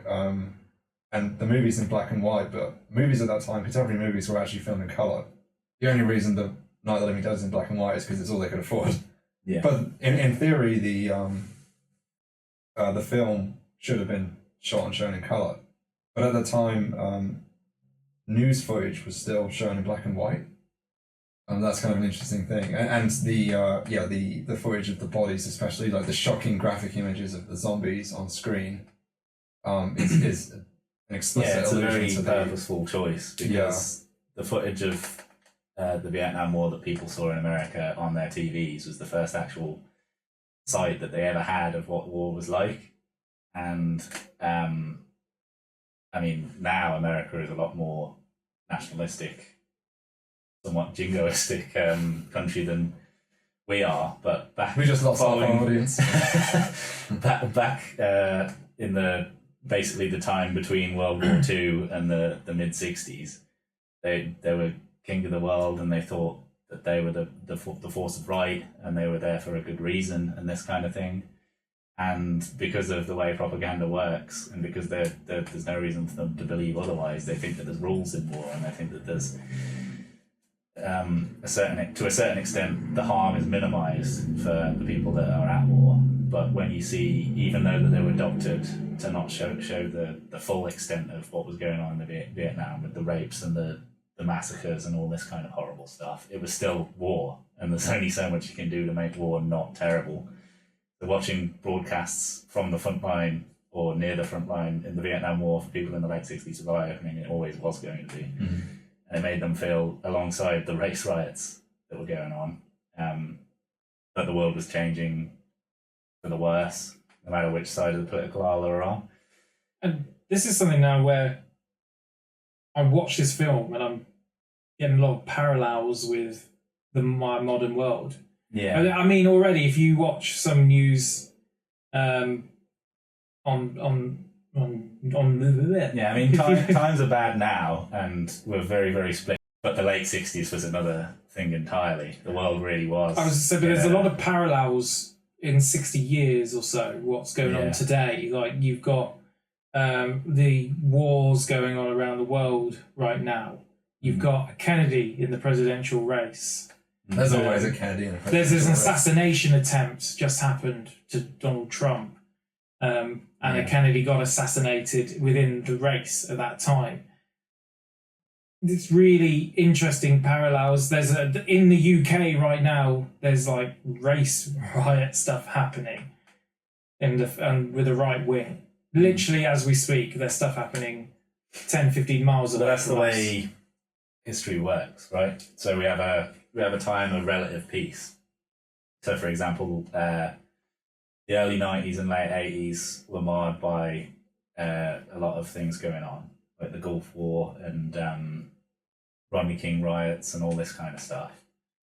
The thousands of other things that could be named. But from 1995 till 9/11, it was a time of relative peace. Then 9/11 happened, and it was a dark time for a little bit in the 2000s. And then we came out of the Afghanistan and Iraq war, and things looked like they were getting better. Things were a bit more peaceful. And then we're straight back into what humans do, and wars happen, and people get divided. Yeah. I mean, within the film, though, there's moments where you could almost make that parallel with, do you trust your news? Do you trust it? Because they're learning at the same time as you, especially in this film. They're learning the same content. They don't know as much. They're not on the front lines. Like Ben, for example, as he said, was able to tell that they don't like fire. Now, do those people like that? He also shot one in the head before they were told that kills them. He knew this stuff. He didn't need the TV to tell him. And then the TV told him, but they also said you should go to your local hospital or community centre, which for them was 70 miles away in Willard. But should they have listened to that advice? Is it not somewhat better to stay indoors in that moment and not go out? They don't know how many thousands of dead bodies there are that have come back to life. But at the same time, it's every person's duty to make their own decisions in their life, right? You don't blindly follow what the TV is telling you, and that's what your man over there that you're defending was saying. You say that, but then the younger guy, Tom, come on, don't forget Tom. Yeah, but Tom was deferring to somebody else to make the decisions the entire duration of the movie. Tom says whether it was Ben or the TV, or originally before Ben arrived. But Tom says during that soppy scene, the television said it was the right thing to do. So there's this thing about the TV being gospel. That's deliberate, yeah. Yeah. But should it have been? Because he is the most foolish character, and he's the one that trusts the government / the media / is it the not man just to fake tell him what news? to do. Yeah. Is there not a bit of that element that you could today call fake news within it, and legacy fake media? or otherwise, he's not using his critical. He doesn't apply critical thinking, Yeah. exactly. So when, but do any of them? I don't think any of them really do. He's just a bit dim anyway. The two major factions, though, unless I'm wrong, Ben and Harry both make decisions before getting information from the TV, right? Mm-hmm. Like they're listening to the radio, but that's before the. But then it changes their opinions when that Yeah, but comes on the TV. you analyse it and take it on board, but you don't wait to be told what to do. No, you've got to do something if your life is in danger. He's the character that was. Whether it was the TV telling him, or Ben, or Harry, that was his archetype. Yeah. But I think it's just an interesting parallel with the media and how we look at the media today. So perhaps we looked at it back then, and the difference is, as you're saying, because of the Vietnam War, how much you trust your government, how much you trust your news outlets. There's a lot of that same stuff happening today, along with assassinations. The entire movie is basically like an allegory for revolution, the world changing around you, and whether you can deal with it, survive it, escape it. The zombies are a revolution going around the entire world or the entire country. There's nothing any one of them can do to stop it. Specifically a human-made change, right? Yeah, all they can do is try and survive it or adapt to it. And that's a reflection of the time and the world changing and that being scary. And you can't ignore it. Exactly, in a way, what's happening yourself. right now. Yeah. Oh, whoa. You can't lock yourself in the cellar and ignore it, Joe. You can if you're going to be saved in the next day, in a few hours. Shot by the police. But, yeah. So it's saved by a roving band of like posse. In a way, yeah. I'm going to defend the police on that one though. The final scene. You know what? Yeah. The zombies. We'll get to it. You know what the zombies are like? How slow they move. How basically unthreatening they are. Why does he come out and doesn't say a word and like just creeps about? He's just trying to see what's happening. He's just having a little look. He's not like staring or doing anything. But that's foolish. He's got enough. They could be zombies. He doesn't like. They're not zombies. They're shooting guns, and he knows they don't have guns. In this one, apparently they do in later ones, but in this one they don't. Well, but they could be anyone. And they could be looters. People. Could be exactly. So you stay downstairs and just wait for a minute. Well, we'll get to the ending. I think. Yeah, right. They can't shoot people indiscriminately, man. They're as bad as the movie is bad as the real. But He doesn't make it. Not siding with them. Yeah. He doesn't make it easy, does he? What's he supposed to do? Hey, I'm over here. I'm alive. I'm not dead. I'm not a zombie. I'm not a ghoul. Please don't shoot. Right. Okay. But they were not under threat. No. They were just having a whale of a So time, just shooting stuff. They're hunting shoot at all because they're in hunting mode. They enjoy hunting. I don't agree with that. They shouldn't be enjoying any of this. They're supposed to be. No, they shouldn't. They shouldn't helping be. people. However, he should be more proactive in that moment and just let him know. Victim Joe is what it is. Oh, fuck off. That's exactly what it is. Victim bullshit. That is literally what you're doing. I'm not. I'm blaming him to a certain extent because he should have done more to prevent himself being shot. Absolutely, No, he should have. He should have dodged the bullet. I'm never going to side with that. He should have. He should have at least shouted out. It's down to the person with the gun to be wholly responsible for what happens with that gun. Yes. Yeah. The movie is like making fun. You're not supposed to like side with them. I don't side with them. Yeah. I'm not siding with them. His death is to hammer home that point. At that point he's not a character anymore. He's a message. His death is like the message about them. Yeah, it's meant to be bleak because it's meant to evoke the times. Yeah. The future looked bleak and the present looked bleak, and this is the ultra realism that they're trying to set in basically in this movie. There is no happy days. There is, and it is a shame. Yeah. And he should have said something. He shouldn't have made himself look like a ghoul. We'll get to it. We're in it. We missed all the best Tom and Judy scenes. I just reckon I'll be branded like some sort of complete racist arsehole if I leave it there. You got Do Black Lives Matter, Jake? Oh, God. So we'll see you all next week. Yeah, blue lives. I just wanted to call attention to something that Romero said in the documentary, though, because he said that horror movies of the time restored order at the end, and he didn't feel like that was appropriate for the time that he was making the movie, and it was more powerful to leave it messy. So what were the contemporary horror movies then? So Psycho obviously was before. Keeping Tom was British. Yeah, but that's a full 8 years before, right? Yeah. So you've got, in terms of big successful movies, you've got Roger Corman movies with Vincent Price, a lot of Poe adaptations. Wait, in the 60s though, haven't we? Yeah. Oh, really? All running through the 60s. Yeah. I think the first one's in 1960, perhaps. Oh. But yeah, they keep going until like the early 70s. So you may have seen some of the later ones. I think I saw Pit and Pendulum. What year was I that? think that's 67. That was it. Yeah. And then you also got the Hammer horrors. To an extent, I don't know how wide the release was in America for a lot of them, but I know that they were known and shown. And then you also had the much less well-known kind of exploitation movies at the time that would have shown in the drive-ins and so on, like trashy monster movies. You also, and you still had movies being made that were 50s style as well, with like creatures and Incidentally, this whole because he was influenced by like 50 sci-fi movies, right? Yeah. Like, were you surprised to find that it was a potentially sci-fi origin? Yeah, I didn't expect the sci-fi element to it, but I liked it, and I liked that they kept it vague. Yeah. Because I don't want them to go into that detail. It should be about those people in that house, Exactly. and they're watching out on the TV. It's their only route into the bigger world. But actually, the focal point of the movie is this house. Yeah, we didn't need to start with like what following a radiation wave. No, thank God they didn't do that. Hitting the cemetery or something. That'd have been something Doctor Who would have done. Yeah. He basically said in the documentary, like, I don't care how it started, and neither should you. Kind of thing. Yeah. I just find it. I thought it was a good. Yeah. I thought it was quite a good way of bringing it in, because sometimes they leave it a bit up in the air. But with this, I was like, I can see bringing that in isn't. It's not saying definitely that's what's It's not an attempt to explain it in any way. It's only a way of portraying the media and the government and the scientists as people who don't know what's going on. Exactly. It's a bit like how Elon Musk has his own program now. You can imagine something going like, fuck it, we'll blow this up in the air because there's a lot of... I didn't want to know that information, unless I know get enough on Twitter already. But, yeah.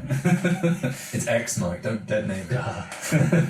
Another 50s sci-fi trope is the whole like calling in the army to save the day as well, and he makes fun of that trope too, right? With these I mean, that trope can be used well in the 50s. Yeah. There's a brilliant movie called... Okay. I'm joking. Jesus Christ. Our Boys in Blue, all right. Yeah. There's a brilliant movie called Them, which is about gigantic the ants. I think I've seen that one. Yeah, I love that one. And the army comes in, and it's but it was not something that should be shown anymore in the late 60s, right? The world was changing, and we weren't trusting the army, and we weren't trusting right, exactly. Yeah, it's definitely like a... And Night of the Living Dead is one of the earliest progenitors of that kind of anti-establishment or criticism of the establishment cinema. Because then you had Taxi Driver, and you had One Flew Over the Cuckoo's Nest, and Conversation, and a lot of movies in the early 70s which expanded upon that idea of basically the authority figures shouldn't be trusted, or society has ills and they should be exposed, and these kind of themes. And Night of the Living Dead's definitely not as obvious in the way that it's presenting those things, but I think it's a little seedling for what would come in terms of American cinema being no longer as much of a propaganda film as a lot of movies were in the 50s.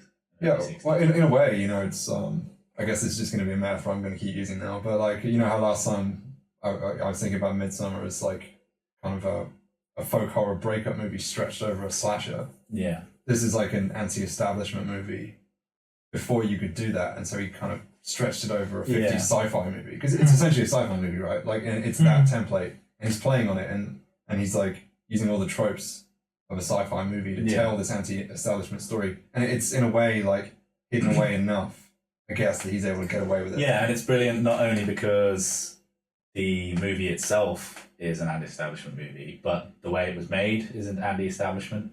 He didn't want or need the big studios financing or approval to make this movie. He made a few rich people to give him like $4,000. Yeah, well, you say rich people, but they were like meat packers and like rich meat packers. One of them owned like a car dealership, and like it's hardly Metro Goldwyn or Mayer.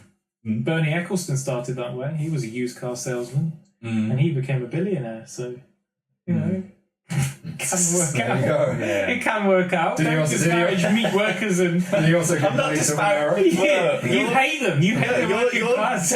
You're making it sound like I think used car salesmen are pieces of shit. Well, they are pieces of shit. They sell you dodgy cars. Let's not take that out of context. Let's give me a quote now. I'm not saying Bernie Eccleston's a nice guy. I just yeah. I just think there's levels of investor, right? And if you have to go into a shop, if you have to go into a shop and ask the boss if he wants to finance your movie, you're not a studio. Well, it's what they have to do with the new Avengers film. Go into the local fucking farm where. Oh, is it? Yeah, I hadn't heard that too. Yeah. Every farm on the planet to get that money. Yeah. Chip in, please. So some more stuff on the TV.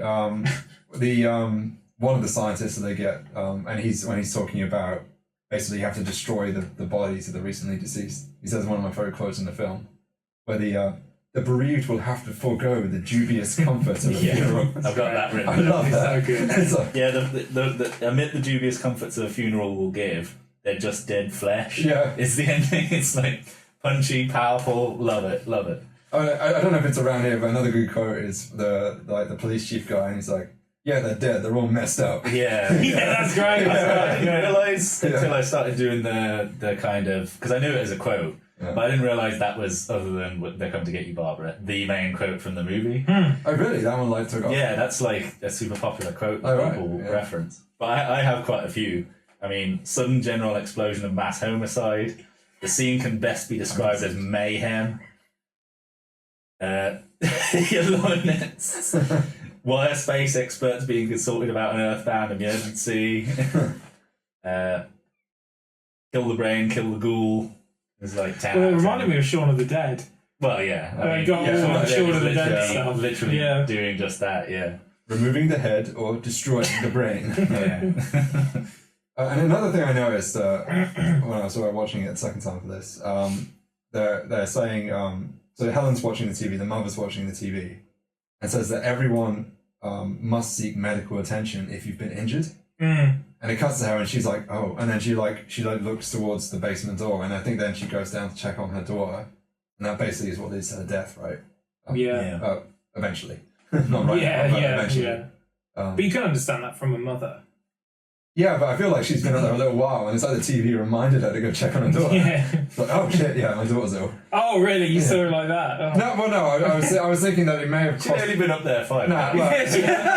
what I was thinking was that it may have crossed her mind that like it's more serious than she thought, and that like she could, like her daughter could be connected to all Yeah, this, I and, mean, like, just like the characters in this movie, the audience would have had no idea, because zombies as like a rule set, as some genre didn't exist. The fights might cause zombiehood. Yeah, and it's one of Ben's best inklings as well, when he says that she was bitten, and he goes, "Well, you don't know what they're carrying." Yes. All sorts of diseases. That's one of his best like moments where he really is on the money.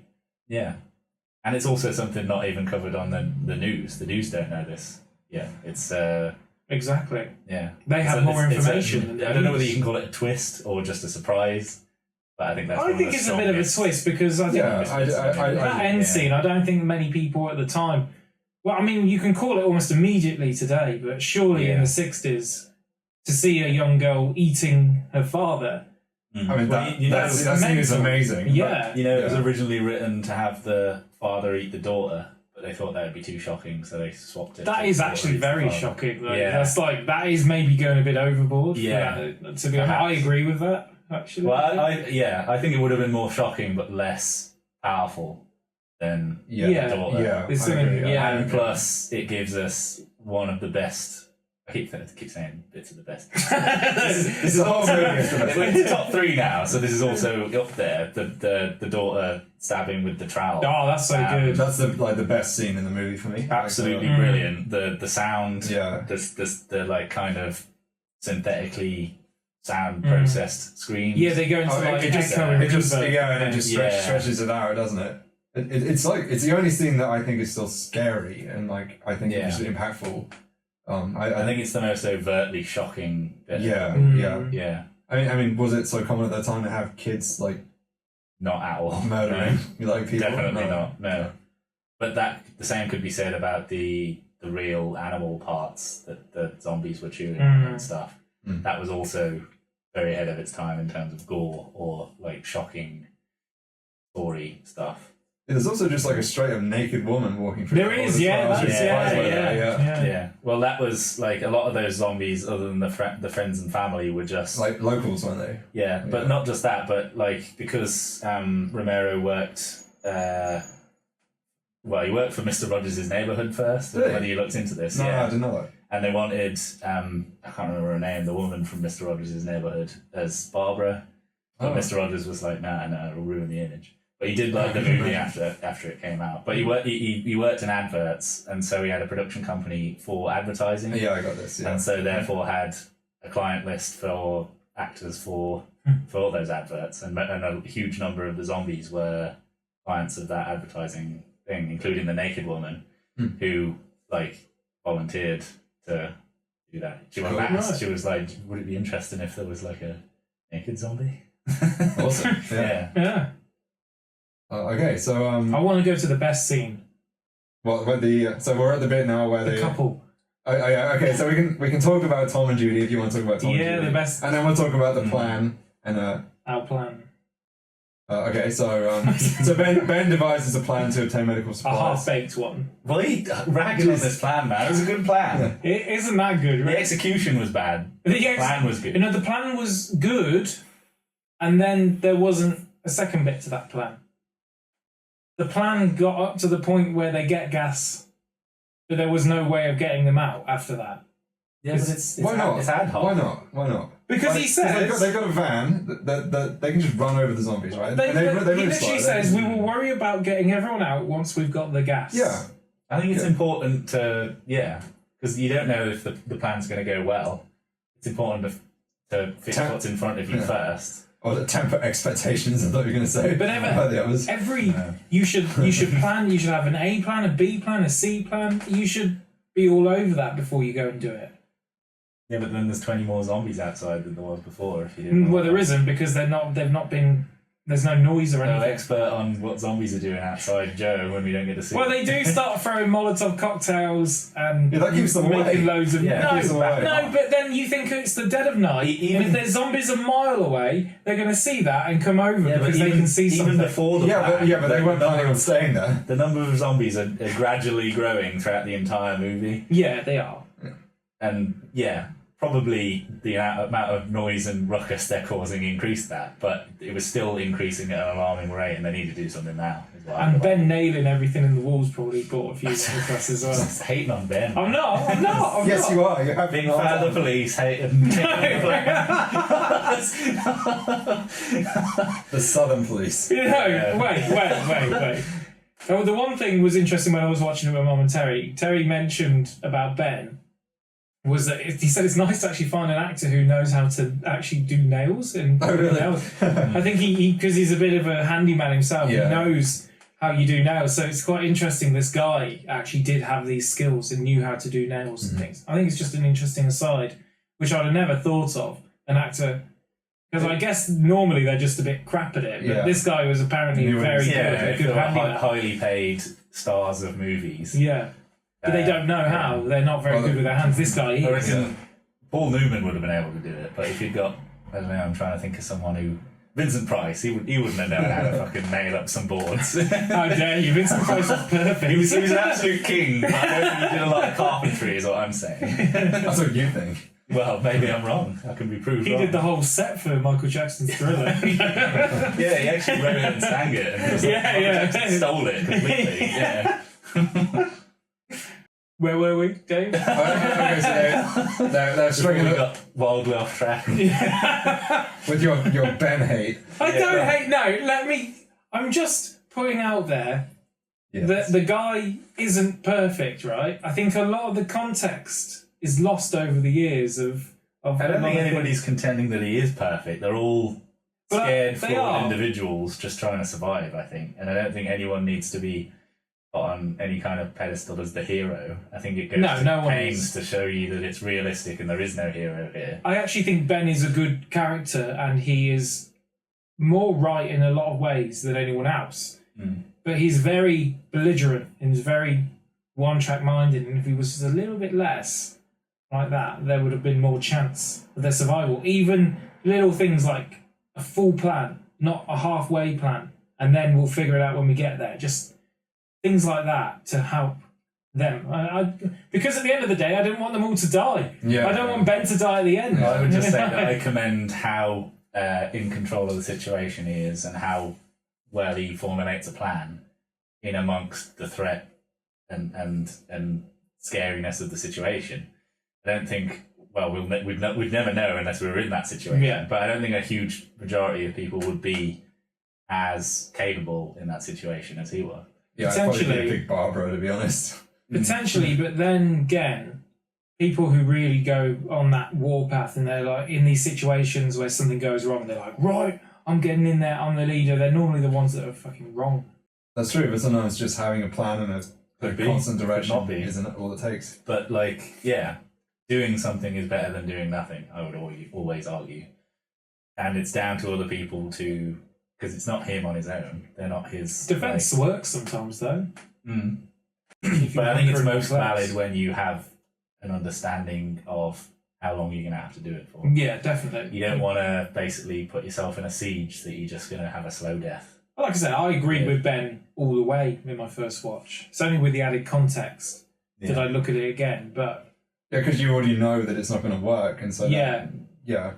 But, I mean, as I said before, like, the conflict is the point, I think. And it is interesting, that they wrote a quote-unquote hero character that is flawed in that way. That in a way, like the theme of the story, he didn't like sacrifice the theme of the story to have a perfect hero character. And I also like the fact that he's flawed and I get to say these things about him because I'd find it really boring if there was just a straight up hero who was perfect in every single way. Yeah, nobody wants that in their movie. They don't want or at least they didn't in the late 60s. Well, you tend to get it a lot more now, and it's actually really refreshing to have this character in it that has a very well-rounded, interesting story, and he's not perfect, but he's doing the best he can. I really enjoy that. And you tend to get a few more characters these days that really don't have those flaws in the same way. Yeah, I don't think it's very pleasing to me when you see an infallible character, like a perfect representation of what the audience should expect a person to be. No person is infallible. It's kind of like how Rey Skywalker is the perfect... Yeah, I mean, I was thinking of Disney when you were talking about Disney. Yeah. Anyway, let's get to the love scene. Okay, talk about it.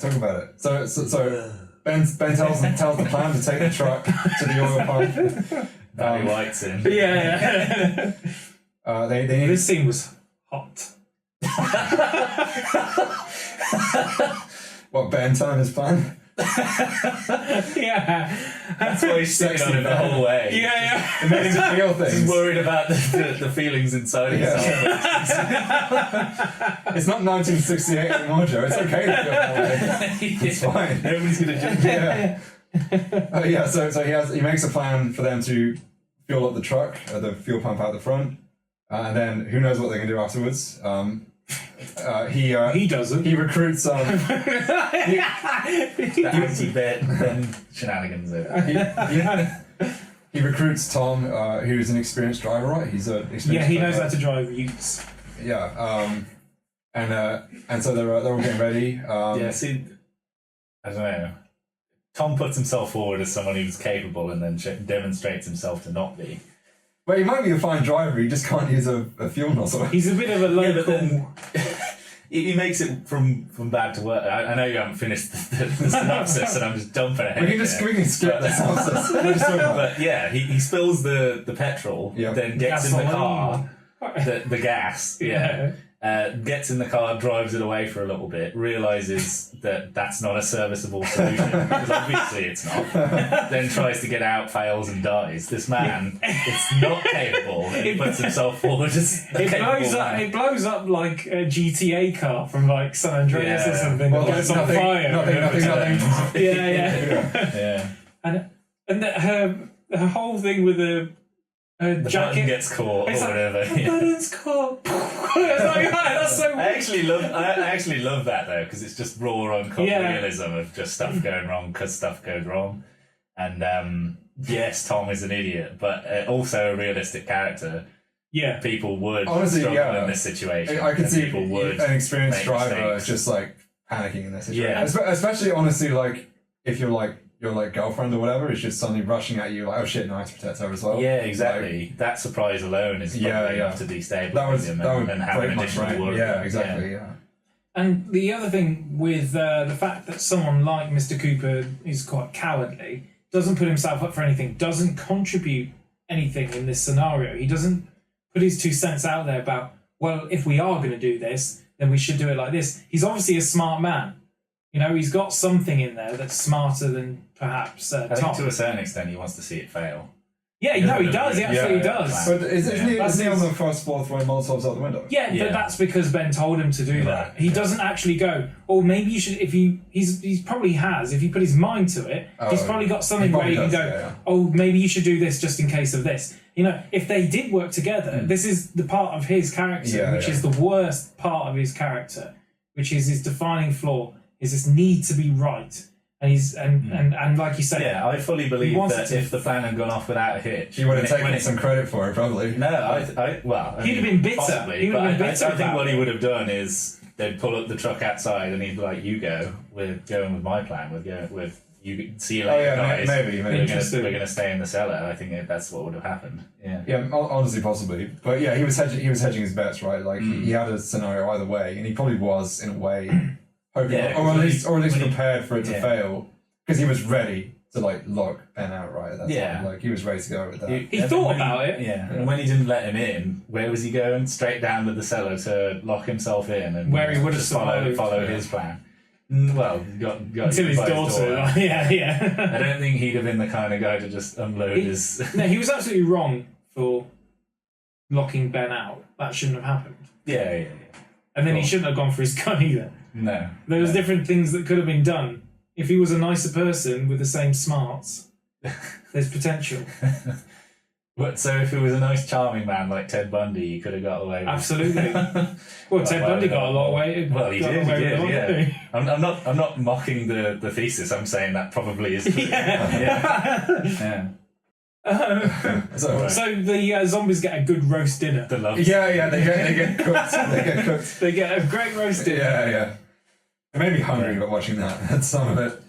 That's such a good scene with the zombies, though, isn't it? Yeah. It's so grotesque. It's quite harrowing for the time. The zombie acting is really good. Brilliant. Yeah. Especially when they had minimal information as to what a zombie is and how they should behave. And they were told to just basically, to a certain extent, do what they want with the prospect that these people are dead and reanimated. And there's something else with it, which I've just thought of as well, with these people who are no longer really people, they're animals, they're on their basic instincts. They're in a farm as well, they're in this farm, they're in this area, this rural area, and they're almost animals just getting their pound of flesh. They just want to be fed, and they are in this scenario where they are like a sheep, a cow. They're like herding their sheeps. They're just sheeps. They're sheeps. Yeah, mooses. And that's just basically what they are in this scenario. They pack. They're a pack. They're completely instinctual. Yeah. And they're just going to the source of either food or just something of interest. And you see they fight over a few intestines and stuff as well. And some of those actors are actually just biting into like a pig skin. Yeah, it's like animal. Is that what it is? Yeah. It's actual like offal and inside delicacy and stuff. Yeah. So with this, I was thinking about the direction specifically, because I don't know necessarily if but I might be wrong because I haven't seen the behind the scenes of it, but I don't know if he was just act like your limbs are stiff. There's no zombies before. That was one of the notes. Well, acts like your limbs are stiff. Yeah. Well, rigor mortis was of course. Yeah. But Romero has to create the zombies, and they all have to feel consistent with each other, right? And that takes direction. You can't let every single person have their own, and you can't just say act like a zombie because no one's gonna know what that means at that time. So it's up to him to communicate to all of them.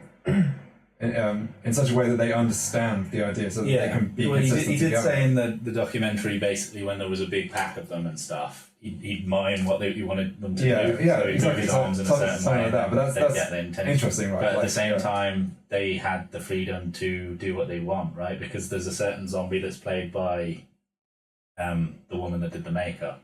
And it's the one that eats the. It's the mother as well. She's Karen. Karen, Helen.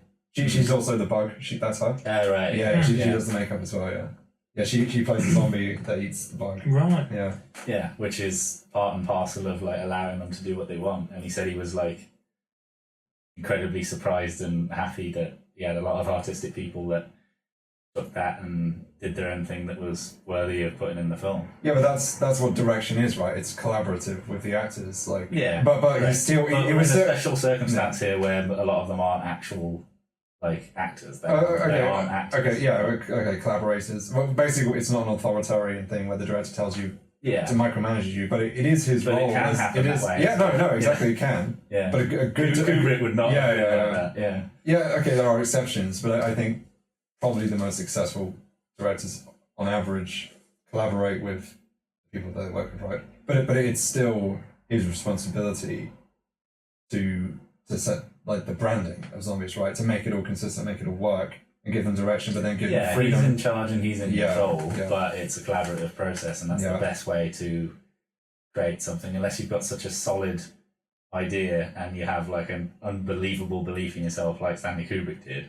Yeah, but that's like the exception that proves the rule. Yeah, exactly. Most of the time, that isn't the way to make a movie. And that's how you get, a screen full of zombies that every single one of them is unique, not just in appearance, but in the way that they act. But they all feel consistent, and it all feels like the same species of being. And I think that's brilliant. That's just something I was thinking about watching that specifically, just about his role as a director. Because I know he directed commercials before, but this is his first feature-length movie, right? Yeah, correct. And I was just thinking about him specifically as a director in that scene, and his. He actually wrote a screenplay before this. Really? Yeah, it was inspired by Ingmar Bergman's what's it called? Virgin Spring. It's called. So it was like a very kind of cerebral art movie that nobody would buy, and that's part of why he was like, all right, fuck this. Like I'm just gonna make a horror movie. And implant these kind of like higher level stuff into it. Interesting, yeah. But the distributors aren't gonna like turn their nose up at the movie when the prime directive is to be thoughtful. Yeah. Yeah. So in the plot now, basically, this is where shit starts to fall apart, right? And it's also where your characters have just lost the plot. Like Barbara, whenever they go up to Barbara, she's kind of going, yeah, well, 10 minutes. It's 10 minutes. It's 10 minutes to 3. 10 minutes. Yeah, we need to. She's lost her mind. I thought she was like Terry Bauer, just amnesia ridden. Yeah, doesn't know what's going on anymore. But what I like about Barbara is that she does get a minor redemption. I think, because she gets a hero moment, right, where she saves Helen very briefly. She snaps out into action. Yeah, when required to. But also, I found Barbara's character within this could be realistic. For someone, I really like her character. I don't necessarily think it's a bad thing. I know you could look at it now and go, they made the woman in distress. But I don't necessarily see it that way. I see it as a person who saw their brother die, who they're obviously a close-knit family. She then had to run away from something she has no idea what it is. She almost got killed and attacked herself. She then meets this random stranger who takes everything. She sees that corpse, that horrible corpse. She sees that, and she's obviously never seen anything like this. But it's all an arm of realism in the movie, which is relatively new. She's very innocent. The character's lines aren't overwritten, and neither is the performance. The character itself. It's a very realistic depiction of a woman who we could kind of see was that person before she became that person. I feel like she deferred to her brother a lot in the initial conversations, and in general was somewhat of a meek person, and then she was established as meek. And I think just that she gets that minor moment of redemption, like not redemption, but like of courage at the end. Yeah, it made me like a character so much. Like I think a lot of people do criticize her character, right? Including Romero himself, which we can talk about when we talk about the remake. But I like her character, and I think it was very brave, like to make like the audience's introductory character. Then basically not present for like the whole second act. I think also Romero's probably gone through the years, and everyone in every university he's ever gone to do a talk on this film has gone, why did you write your female character like that? And he's got to the point where he was like, well, I'm really sorry. Because he says in that one I saw on YouTube where he's at this university thing, ever since he did it, he's been apologising for it. Again, as I said before, it was written to be a much stronger female character. And it's actually her choice. To an extent, it's not authored by him that the character is like that. But it's good. I mean, there's moments, she has fantastic moments scattered through the film, even in this sort of state she's in. Like, there's the bit where he's asking her to get some wood, but she's not with it. She can't comprehend what has happened. She's in a state of shock, and she goes in and she looks at the little music box and opens it up and listens to the music, and you sort of go, well, she just saw, obviously, the woman who lived upstairs, that's hers. Mm-hmm. Not long ago, this was her life. And in the other room, you've got this what's going on there is he's tearing up someone's life. Like, that is her house. She's dead upstairs, and this guy comes in and tears the place up, boards it all up. Her whole life just gone like that. Her whole house has now become a fortress. And then you've got this juxtaposition, I can't say the word. You've got this whole thing going on in that kitchen. She's in the living room, and it's so different what is going on there. She's like, wow, this is a woman's house. Mm-hmm. And he's going, this is a fortress. We have to make this into something we can defend. You're saying she's like honouring the woman in a way while he's like in the other room. Yeah, and she's life. Mourning, but there's no time for that, actually. Yeah. But then later on, when he flips the table over and starts disassembling the table, she grabs the tablecloth and is looking at it and doing that. It's like, wow, look how beautiful this table. This is someone's tablecloth. This is their pride and joy. This is their room. And it's easy to forget all of that is happening at the same time. There's someone dead upstairs. She's just seen that. And then there's someone else. I think she's trying to forget. I think she's trying to lose herself in her surroundings and distract herself with her surroundings, to distract from the brother's recent death, the threat outside, what she'd just seen upstairs. It's traumatic enough an experience to break any person, perhaps. And, like Ben, as far as we know, doesn't have anyone that's recently died. Well, Ben hasn't. He doesn't feel as vulnerable as she does. He's in a lot different mind state, partially because he's had a different experience in the last 20 minutes before. And also, Ben is someone who fights in that scenario. He's found himself to be a heroic character in this moment. She is not. Yeah, well, from all that we see, he wants to take control, and she's the polar opposite. She doesn't want to take control. Yeah. But I just love her little moments in the film, and I think, in a way, it's really effective because she is the focal point at the start. She is your main character, and it switches when he comes in. But I don't see anything wrong with that. No, I don't see anything wrong with her character, to be quite honest with you. She's kind of a hero. Like she saves Helen. I also wrote down here that she reminds everybody, because Johnny's truck, right, that they used for the escape plan, and she's just there and like, Johnny has the keys. She reminds them. Yeah. Yeah, I mean, I really liked her character. Yeah, we can talk about the remake in a bit. Yeah, the only thing is that slapping scene reminded me of something from Airplane, where they're all queuing up to "You're hysterical," and there's a line going. That's what that reminded me. That's the only bit of the film. It was a distinct trope of the time, the hysterical. Yeah, and that continued on for another 20 years after that, really. So. But that's the only bit of the film that really is dated for me. That whole section there where he's like, "Oh, calm down," and then he slaps her at the end. Like, whatever. Yeah. But it is of its time, but it's obviously dated. You just got to look at it within the context of the time. It's amazing that that's the only thing. Well, exactly. And everything else, it's still except for that really love scene. Oh my god, we're past it. They're dead. Well, at the same time, this is just a realistic depiction of some people. Ben doesn't have to be an infallible character. He can be someone that's okay with hitting a woman. Yeah. I don't think that necessarily makes it dated. It just maybe means that our interpretation of the character is slightly different. But I think he's quite a dark character. I don't think we need, if this was a modern movie, I don't think we need a scene to explain to us that hitting a woman is bad. No, everybody knows that that's bad.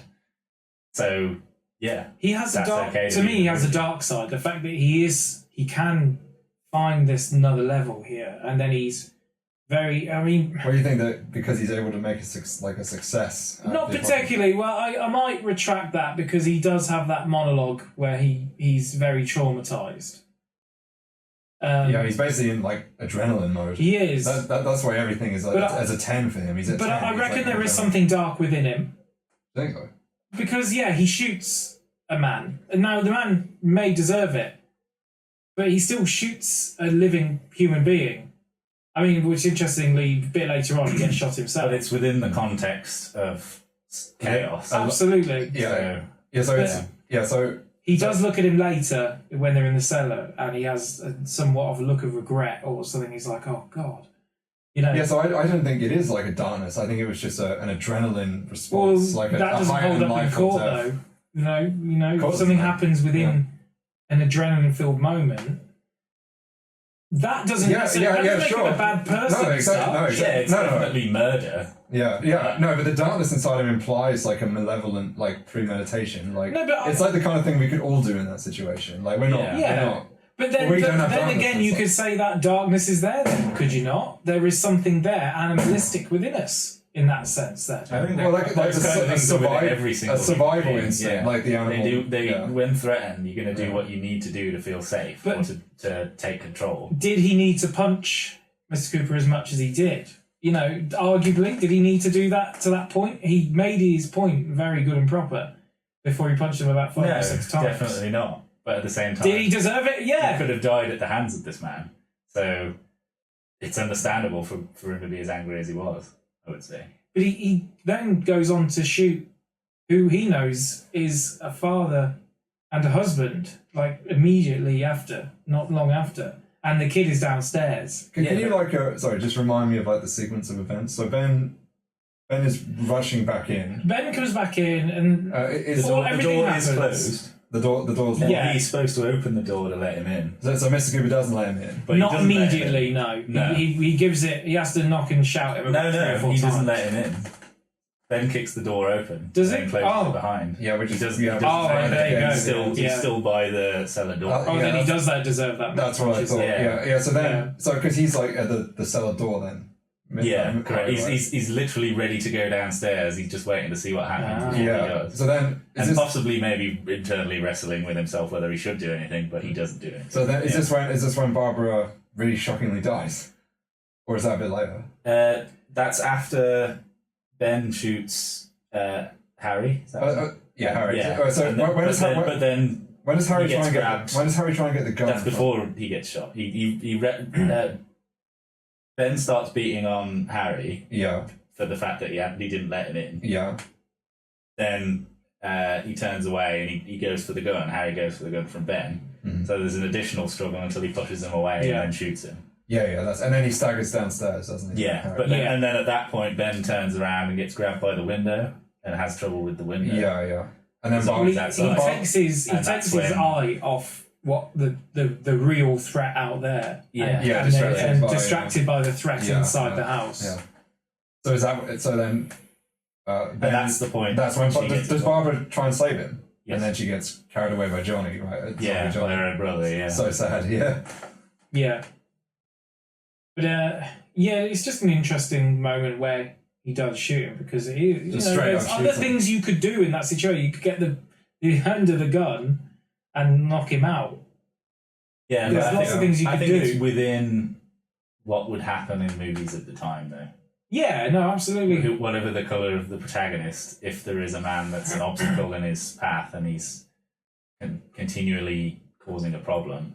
I've seen many westerns, for example. Yeah, I was thinking of westerns. Employ this kind of thing where the main character has a constant problem with a man and it gets heated and eventually he has to shoot him. He just feels he has to. However, not long ago he was doing a monologue where he was saying about these people in the way, like he'd never hurt anyone before. He's an interesting. He's really got a lot of depth. This character has so much depth. I love him. The Ben character is fantastic because you can talk about it in so many different ways, and you can look at it like you can. It's incredible, really. In that short film, and Barbara, I think, are extremely powerful characters. Amazing.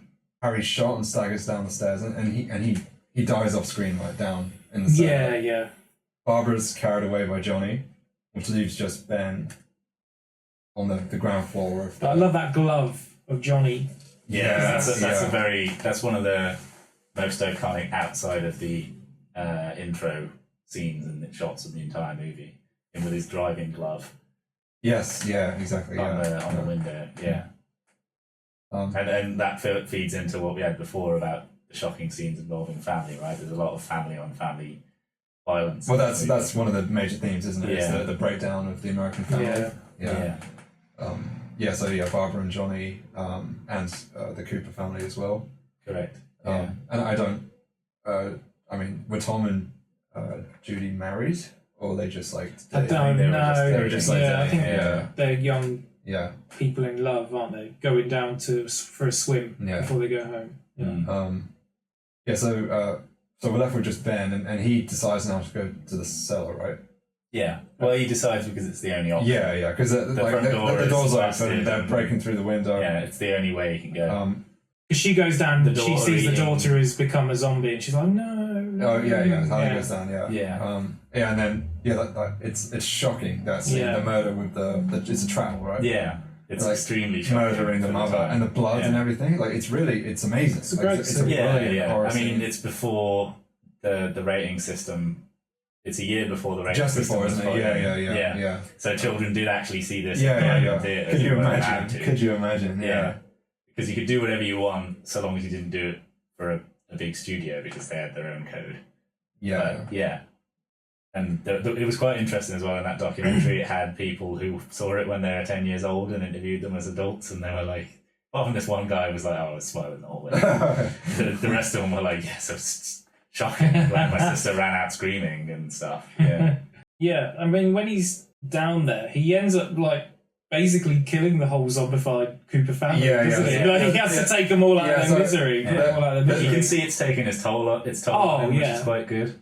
He's not desensitized enough. He's not enjoying like relishing shooting like this guy. the scummo save. Well, yeah, exactly. There's that juxtaposition between that. Yeah. So firstly, the daughter kills the mother, and then when Ben goes down, you see her like she's eating her father, isn't she? Yeah. Again, really shocking. Yeah. Then he shoots them all right. He shoots the daughter. He shoots the daughter. He shoots then the Harry wife. the most, like 3 bullets on him,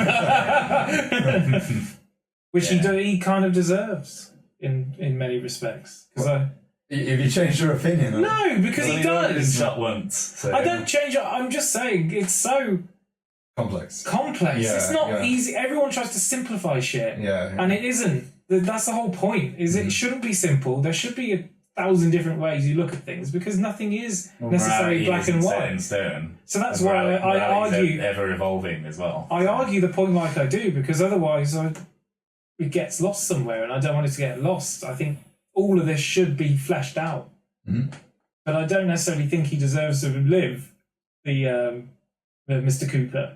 Because of the way he's portrayed himself, and he's by horror movie logic, and then shuts the door and everything on him. It just that doesn't exist yet. But, Well, that kind of did it. That's another thing I've got in terms of my ahead of the time stuff. But there were movies that had bad characters and like a kind of white, stellar, infallible character that survives. Whereas in this movie, because it's striving for that realism, there's no justification or reason for the deaths of these people. Barbara does nothing wrong. She's basically a paragon, a saint, but she's killed by a. Well, yeah, she's like an archetypical survivor girl, right? It's kind of interesting that it was the actress's idea because, like, maybe in the original script she would have been more of a final girl. Because in the remake, spoiler alert, she is the final girl in the remake. Oh, really? I didn't see that. Right. Yeah. Yes. She does. It's been years since I've seen it. There's no shooting at the end. We can talk about the remake separately. Yeah, I can just kind of give you, if you want to talk about it, because it is interesting because of like the years that have passed. But anyway, so it's interesting that came from the actress, and that without knowing the original intention with that character, it does subvert that final girl, that virginal that she survived, the fact that she dies. Right, despite having done nothing wrong. Yeah, it's really interesting. We'll never know the original script because there was a fire that destroyed all the original production materials. So it would be amazing to read the original script before she'd altered it, or altered what the character should be. Never will. Yeah, again, that makes the remake interesting. But we'll talk about it. Yeah, so then, so he shoots the entire Cooper family. Zombified. Yeah. Yes, It's quite important. Yeah, it's just not in cold blood. And then he just kind of slumps. he just Yeah, he's done. Enough for anyone to take. Yeah, for sure. And then we cut to the next. And morning, interestingly, this is the first time he's been alone in the movie as well. This is the first time he's been down there Yeah. as well. Yeah. So it's finally him trying to process things without needing to fulfill like a leader role. Yeah, I mean, I guess it's some time for like the adrenaline to wear off and everything. It's probably why he acts that way at the end. Potentially, because he's exhausted. Yeah. Like the adrenaline's wore off. Right. Yeah. Yeah. Anyway, so like the ending like cuts the next morning, and then the perspective changes right to the roving band of posses that are going around. Like whooping and shooting. Yeah. Just generally being like what you think of as the. This is basically how I imagine like NRA people, like how they'd like to be. They're acting like they're the people who are zombies now, who were humans. They're acting like they are animals. But they were never human. Exactly. Yeah, exactly. It's like it's a complete vigilantism thing, and oftentimes vigilantes like put the criminals into a space where they're just nothing. They're like they're a job to do. They're something that needs to be cleaned up. Well, it's basically and they take zeal out. It's an excuse to like exercise your fantasy and feel like a big bang. Yeah. Now, I've worked with people farming and things like that are that way inclined. They will use the idea of this is a thing that needs to be done, as in you need to shoot foxes as vermin in some areas of Australia. Foxes aren't native, so they're seen as vermin. But people take excitement in that moment. They used to do the same thing with rabbits as well, didn't they? In Australia. So, but people relish that opportunity to be able to go out there and just shoot something. It's not necessarily that it's a necessity, because if I were a farmer and I had my own farm, it's a necessity for me to go out there and shoot a fox. It's not necessarily something I want to do, but it's necessary for my farm and my animals. It's definitely a masculinity thing that they enjoy it or want people to believe that they enjoy it or talk about it in public in that kind of way. Yeah, but there are people they take like out that. Of it is because what they think that reflects on them that they do that. And there's a hell of a lot of people who enjoy doing that. This is the thing, we live in our world where we don't see that. We don't work agriculturally. We don't live out 200 miles from Pittsburgh in the sticks where everyone is rural and they have their little tight-knit communities. So we don't get to see that. But there are a lot of people in those areas of the world that have that view. And they like going out there and doing that. And they treat these humans just like they would treat a vermin, a creature, or a deer. They treat them in that way. And it's quite shocking, really. So to clarify my comment about those people, they are terrible. But I want Ben to survive. So I want him to do anything else other than what he did. Because he doesn't do anything. He goes out there and he walks slowly to the window because he hears something and he doesn't make himself known. Can he tell what's going on? Can he tell that? Can he hear gunshots? No, but I'm not saying that about his cat. I'm saying I wish he did something else. I wish the police people took their job seriously and didn't shoot something that they didn't know was a zombie. I think that. To be fair, that zombie was. If it was a zombie, it's not a threat, right? You should be sure. Investigate. Yeah. I mean, they should have. What if he was mute? It was a mute person or a deaf person. Oh, right. But this is the 60s. Come on now. They're not going to think about that. But exactly. So they're not thinking about anything. They're not trying to protect people. And there's an interesting bit earlier in the film where they allude to the idea that they may have already killed people who were still alive. Yeah. With the barn, they say that there's a load of them. They say there was a load of them in the barn trying to get inside like there was someone in there. But we checked, there wasn't. Yeah, sure. And there's this moment in there, you're like, oh, there you go. There's foreshadowing for you because there probably was people in there. They're killing indiscriminately. And they don't really care because they know that there's not going to be any kind of policing of the police. There's not going to be any kind of inquest into whether these people were alive, whether anyone could even tell an autopsy. And they didn't give a shit. Yeah. Because they just go off and burn them. They're enjoying it. They want to feel like the heroes. But I don't want Ben to be by that window at that point. I want him to do something else. So he protects himself. That's what I'm saying. I want him to protect himself. I absolutely love the ending there, and I love that it has that very, big, very dark powerful, ending. Because my outlook on the world is quite dark, as you probably know, and I think I'd love that Romero made that choice. He was, when he went to what was it, American International Pictures, AIP. That was a big distributor at the time, and I think still is, unless it's been bought by like Amazon or something. Or Disney. Disney. Yeah, but they wanted to insert a love story subplot. They already had one. They had a perfect one. According to Joe, they had one of the best of all time, and a happy ending, which I think would have hurt the movie and made it much lesser than it is now. The ending is very important to the overall message of like helplessness, distrust with authority figures, bleakness of the future. That's the core of what this movie is about, and I think the ending puts the absolute perfect like cherry on the top, cementing of the ideology of the movie. And I agree with it too. Yeah. I'm 100% on board with what you're saying. I want him to do something else, but he doesn't.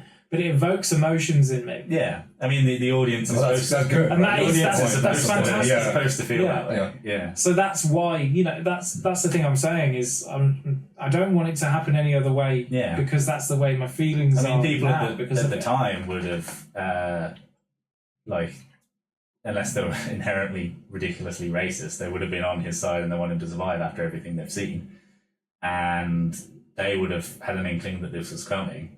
It's like the end of Get Out, when the police car arrives and you think the policeman's going to get out and shoot him. It's a similar manner, but they went the upbeat ending in that. Well, I actually agree with that ending. Yeah, we've had this conversation We've before. done that before. We won't get into that. No, We'll cover that movie at some point. But it's a similar kind of situation where you're gonna, if it's in a time historically when you see a lot on the news of police misconduct and brutality and unsanctioned killings and so on. You saw that a lot in the late 60s. People saw it outside their own houses if they lived in any number of big cities in America. And people at the time would have been probably shouting at the screen, hoping that what they think is going to happen and what they saw on the news happen isn't going to happen, and then it happened. Yeah. So, And it also kind of reminds me a little bit nearly of the ending of The Pianist, where you go through this whole thing, and he's gone through so much, and so has Ben. Ben has been through so much in this night, and he's survived it. Well, I would argue The Pianist is possibly the best incarnation of that trope, if you can call it a trope, because that is heartbreaking. He's wearing the German uniform, isn't he? They mistake him for an enemy. A combatant. But he does survive. Like they miss in that, don't they? Yeah, they miss him. But had they not. Yeah, but I think it's just heartbreaking that would occur after everything he's done, after everything we've seen him. But again, that's a war scenario, war crimes, and the Russians were brutal in the war. They were brutalists. I'm not saying Nazis weren't either, but there was brutality everywhere in that war. The Eastern Front is pretty much the worst hell that has ever existed on this earth. So it kind of reminded me of when I was watching it first. I was like, oh, it's a little bit like that. Is he going to survive? I hope he survives it, and obviously he doesn't. But I don't know for sure. But that could be. I mean, is this the first time we've ever seen a downer ending like that to that degree? What do you? I don't know. What do you think of the whole ending, Dave? Well, I mean, I agree with both of you. I think it's very, very powerful and very important. To be honest, I like a happy ending. I don't normally like a nihilistic ending, except The Mist, which I love. The ending's the only good bit. Oh. Well, save it for the podcast. Save it. But I do think that for me, like, Ben ceased to be a character when the perspective changed, and he became a method for like executing basically the final nail in the coffin for setting the theme of the movie. I think I said that earlier. And Mike, I wonder if so that they shoot him in the head, and then like the credits play, and then which are also brilliant, right? Yeah. So we see these like still images with like the hooks of like dragging him, putting him on the burning body, and of course that evokes like lynchings, right? They're specifically lynchings.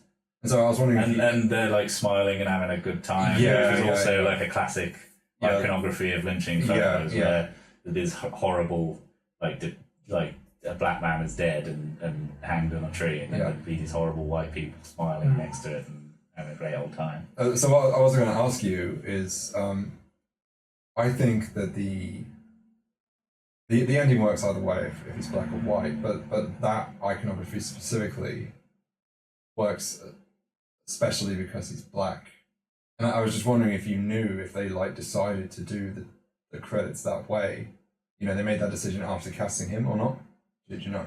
I don't specifically know, no. But as far as I'm aware, they didn't or tried not to let the race affect the movie in any way. I mean, I guess like evoking the iconography even with a white man, it still works. The police were still a lynching is lynching. And they doing horrible. Yeah. I mean, if you take the word lynching out of it and just put it in as police brutality and just in general, too much power, not enough concern for the people they're supposed to be protecting. That was late 60s, like cultural zeitgeist at the time. Mm-hmm. I think if they were fully going like complete commitment to the lynching thing, it would have been portrayed in a slightly different way, more overt. Yeah, I think so.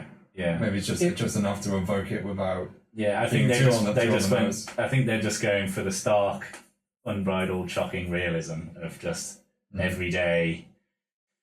This is how it is. They're going to do this again, probably dozens and dozens of times as they go about their stuff.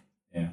So what it did for me, it kind of reminded me of end of the war, the Second World War, and a bit of the Holocaust stuff, and the World at War documentary series at the end of the episode about the Holocaust is the cleanup. They show the cleanup, and that basically is a truck with like a snow plow on it, just going through bodies, and it's mechanical almost. It's not human. Like to do that, and you can see the bodies like moving and unnatural, and it's horrific. It's a horrific image, and that gets seared into your memory. And for me, it's those images where we knew this guy was alive a minute ago. He hadn't done anything wrong. He was there at the wrong place at the wrong time to come across this. Yeah, I think it's the normalization of horrors, right? I mean, if we're talking about World War II, they did the same thing when they wanted to cross a river. The Russians and the Germans would do the same thing. They'd use the corpses, or they'd even kill people to create corpses to create a bridge to drive the tanks over. And it's the horrific normalization of death, murder, and horrible acts perpetrated from one human to another, and making it pedestrian. And I think that's a core tenet of what that is doing in the credits. It hammers home just how every day these horrible things happen, and every day horrible things were happening in the late 60s. And we know Ben was just alive a few minutes ago. He wasn't a zombie. He wasn't. He had a possibility of getting out alive, and then a minute later he's dead. This group of people are laughing. They've hooked him, and they're just bringing him back to be with all the other dead, who were probably already, most of them, probably already the undead. And he's been put we into have no way to be sure. No, we've been given we don't. That out now. We have. But he's in this category now. He sits in a category of... There's no black people, if we're going to read it in the audience viewing state of mind, there's no black people in the police, right? There's no other black people in the entire movie. No. So he is the only guy. You could easily read it as an audience member, as this is getting rid of the undesirables as part of the zombie cleanup. It's all pretty... It's very depressing. But that's my kind of jam. That's what I like. And it's a fantastic film. Yeah. So, Dave, we talked about the plot now. You mentioned a bit earlier about the remake and just how different it can be. And I think I've never seen it. I don't think Mike's seen it for a long time. So you're the only one with Correct. up-to-date info. Tell us about it. yeah, I'm okay, just yeah. quite I vaguely interested. remember Yeah. the differences, but Yeah, it'll yeah. be jogging my memory. Yeah. Yeah. So you happy for me to spoil it, like all the changes? Go for it. Okay, great. So it came out in 1990. So what's that, like 22 years? I've done enough maths to do that. Very successfully, I might add. Yeah. So yeah, 22 years after, yeah, and it's probably what you were saying before, Joe, about that's 22 years of him being criticised for the writing of Barbara. Because Romero returned to write the remake, and this time it was directed by Tom Savini. He solely wrote it. Yes. He had a shared writing credit on the original, but returned to write the. Yeah, that's what I was wondering. Yeah, but wrote the remake completely by himself. And it was directed by Tom Savini, the special effects legend. He was deeply affiliated with the series, but actually wasn't able to be involved in the original. Right. I guess Mike, you can talk about that since you were talking about it. Yeah. Well, it's not a big old thing, but he was slated and he was friends with Romero to be a part of Night of the Living Dead, but he was a war photographer, combat photographer in Vietnam War. Yeah, got drafted. Yeah. Um, Do they draft photographers? Is that? But I read the word drafted. I read the word drafted. I don't so. think they draft Yeah. war photographers. You're going to Vietnam as a photographer. I would love that. I'd be like, yeah, I hate this war, but it's good for the resume, isn't it? In it. Tom Savini, in it. Yeah, it was big. Carl Pilkington. I'll have you know that in it was said a lot in the later. Yeah. So the remake itself is pretty faithful overall. It's a pretty faithful remake that captures the spirit of the original. Some like notable differences, like it's filmed in color now. It's widescreen. They keep the black and white television broadcast, even though I guess it's set in like the late 80s, which is interesting. But the biggest change and the most impactful change is the characterization of Barbara. So yeah, like we were saying before, like where he's been on record saying that he basically accidentally produced a film with like a damsel in distress woman as the lead female character, and he was supposedly never happy with that. So I don't know how much we know about the original script, but you did say that as I said, it was destroyed in a fire, the original script, along with a lot of the other production stuff from the original movie. So we don't know for sure, but Romero's word is that's not how it was originally written, but the actress that plays Barbara wanted to go with that, and he was so impressed with her acting performance, delivering that as a sales pitch to do it that way, that they went that way. Yeah. So maybe maybe the remake was just an opportunity for him to just try Do it a bit his way. with the original version of Barbara, or maybe it was just a response to all the criticism he was getting. I'm not sure. But either way, she's like if Ripley and Jamie Lee Curtis from Halloween H2O had a baby. So you're saying she's the ultimate She is an unbelievable female action. Like she's an unbelievable hero. badass. Like Yeah. so To the detriment of Ben being yes, like she basically takes Ben. all of Ben's like heroism, or at least like a lot of his action beats. And they also introduce further action beats just for her. Right, so at the opening, firstly they subvert the opening, which is brilliant. So it starts with Johnny and Barbara again at the cemetery. Yep. This time they're seeing their mother, I think, instead of the father. And all the while they're arguing like the siblings do in the original, and all the while there's the shambling figure in the back, and of course the audience expects that to be the zombie. And he eventually gets to the front. It's just an old man that's dying. And then the zombie like comes out of the front of the frame, and the zombie makeup effects. Sounding more and more like when Resident Evil were remaking their games, right? And they mix up the scares. I was thinking of that. In fact, choice. overall, like the vibe of the movie reminded me of Resident Evil quite a lot, because like she basically is like Jill Valentine in that. Yeah. Like she has short hair, so she. Yeah, well, actually, I didn't say it at the time, but the when you first see the zombie's face in the original from 68, Yep.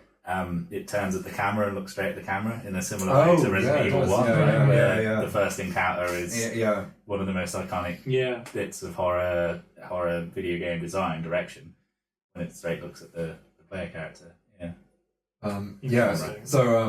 Yeah, so she gets in the car. That's more or less basically the same until she gets into the farmhouse. But instead of being catatonic, she's very proactive. She's not, from what I remember, she's not afraid of the body upstairs this time. Right. Ben comes in and he's again he's played by Tony Todd. Who's Candyman. Oh yeah. Absolute horror legend. Yeah. I like it. Things. Yeah. And he enters the scene the same. From what I remember, he does take charge, but like he doesn't like take over the lead role from Barbara, who kind of sits out this whole section of the movie. Like they're co-leads. But she like it plays out more or less the same. But she has the gun the whole time, and she's a crack shot. So Judy and Tom in this version, like he's related, I think, to the owner of the house. Like it's like his aunt or something. Okay. The father, what's his name? Harry. Harry in the original. Yeah. He's just more of. Is he really way worse? Yes. He's dialed up to 11. He's a bit more like less like nuanced. I would say just more. Yeah, more of an out, like someone that you really not supposed to sympathize with. Yeah. His wife is like less interesting and less kind of dynamic in my opinion. We didn't talk about it too much in the original, but I thought she was quite good for what she was. She was good. Yeah, she was a great character. Yeah, but she's not really very memorable to me in the remake. He also says, Harry says something when he first sees Ben. He says something like, "We wouldn't be neighbours" or something. Right. They Right. overtly, like I'm paraphrasing, but something like that. But basically the plot plays out more or less identically. There's minor changes, but Barbara is always pushing to just leave. So whereas in the original Ben is the one that's trying to leave, Barbara's always pushing to leave. She's like, "They're slow. We can take them. We can get past them." She's always saying that. And when like the debacle with the truck happens, she goes out the front and she just headshots all of them, bang, bang, bang. Like she's just a badass. And she's, like I said, she's got short hair. She's really cool. And then is it from over the top? Would you term it as? It sounds a bit over the top. No, I don't think so. Because she's not killing hundreds and hundreds of zombies, but she's like 4 or 5 of them, like headshot. It's a bit much. It's for me. It's not overkill. Either. It's for me it's an overcorrection on the character, in my opinion. But it's at least distinct enough, I would say, to be worth watching. And it is interesting that it was Romero that came back to write it. Yeah. It sounds like the whole thing was somewhat of an overcorrection to me. Like they all seem to be less nuanced and more like showing obvious character traits. Yeah, I would say so. And like the end, so the reactionary writing. I think so, and that's why what you said, Joe, about him receiving like 20 years of criticism about Barbara like impacting that. I mean, I don't know that, but like that would definitely make sense. He does say, and he's been paying for it, the portrayal of that character for 22 years when he did that interview at a university. Yeah. Because a lot of the questioning at that university thing was about gender and things like that, and I think probably things he wasn't thinking of at the time. Yeah. But something that was also very, very hotly contested and talked about a lot at universities, especially modern universities. In the 60s, university was more of a right-wing type place and more elites, and nowadays it's a place where a lot of left-wing ideology. Well, it's when it started to change, the late 60s and 70s. But he would have grown up within that system. In America, anyway. Yeah. So in a way, when you get film students looking at this film, what's a big place to go is gender and it's an easy point of attack, right? And you don't find like a point of criticism because that's what you'd be taught to do in that scenario. Yeah, exactly. Yeah, and nothing necessarily wrong with that because it's an interesting topic that should be talked about. Yeah, but I would argue though that there's a lot of stuff from probably the 7 or 8 years before Night of the Living Dead that did it much, much worse for women. Yeah, I mean, so it's an odd take to attack Night of the Living Dead specifically. But there are certain things where they go, we've got 2 women and a child, how are we meant to get them to the truck and things like this. Yeah, but he is an asshole, and he's supposed to be an asshole that's kind of like minimising the worth of the women that are there. But Ben never says those kind of things. No. Yeah. In a historical context, that you've got to sometimes you've got to not try and rectify it, but look at it as its product of its time. Yeah, correct. So I think you should it's always interesting do that. remake. Well, I don't. But things from that era come under a lot of Yeah, criticism. Things from this unjustly. era will have the same Yeah. same Oh, there'd be so reaction much from here in now 50 as well. years. Yeah. But I mean, I don't think that when we were talking about Barbarella, and I think we all more or less agreed that we had a positive take. But she on was the a character. really good. Yeah, she's a really exactly, interesting character But portrayal. I don't think that we're looking at her as a product of her time. I think we're just looking at her in an unfiltered way. At least, I am. Yeah, But I don't think every character has to be the best presentation of what defines them as a person. Right? Well, that is sexism, actually, right? To do that. So, yeah, you don't have to make every woman Yeah. the perfect woman or every black man the perfect black man. Mhm. It's okay to have someone that maybe fits a stereotype, but it's a realistic interpretation of how someone would behave in the scenario they're put in. It's not a woman being hysterical over nothing. It's a woman being hysterical over a really threatening situation and her brother's just died. Which I reckon we might all be if we were put in that situation ourselves. Correct. Yeah, I mean, Yeah. I definitely actually- see myself definitely doing that. I think Like you can take she the did. gender out of it completely. Yeah. Yeah. It depends on the way you respond to crisis or trauma.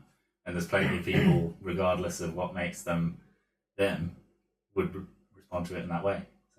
So do you think it's a worthy film? Should it have been made? Like, I know it's made and it's interesting to watch now.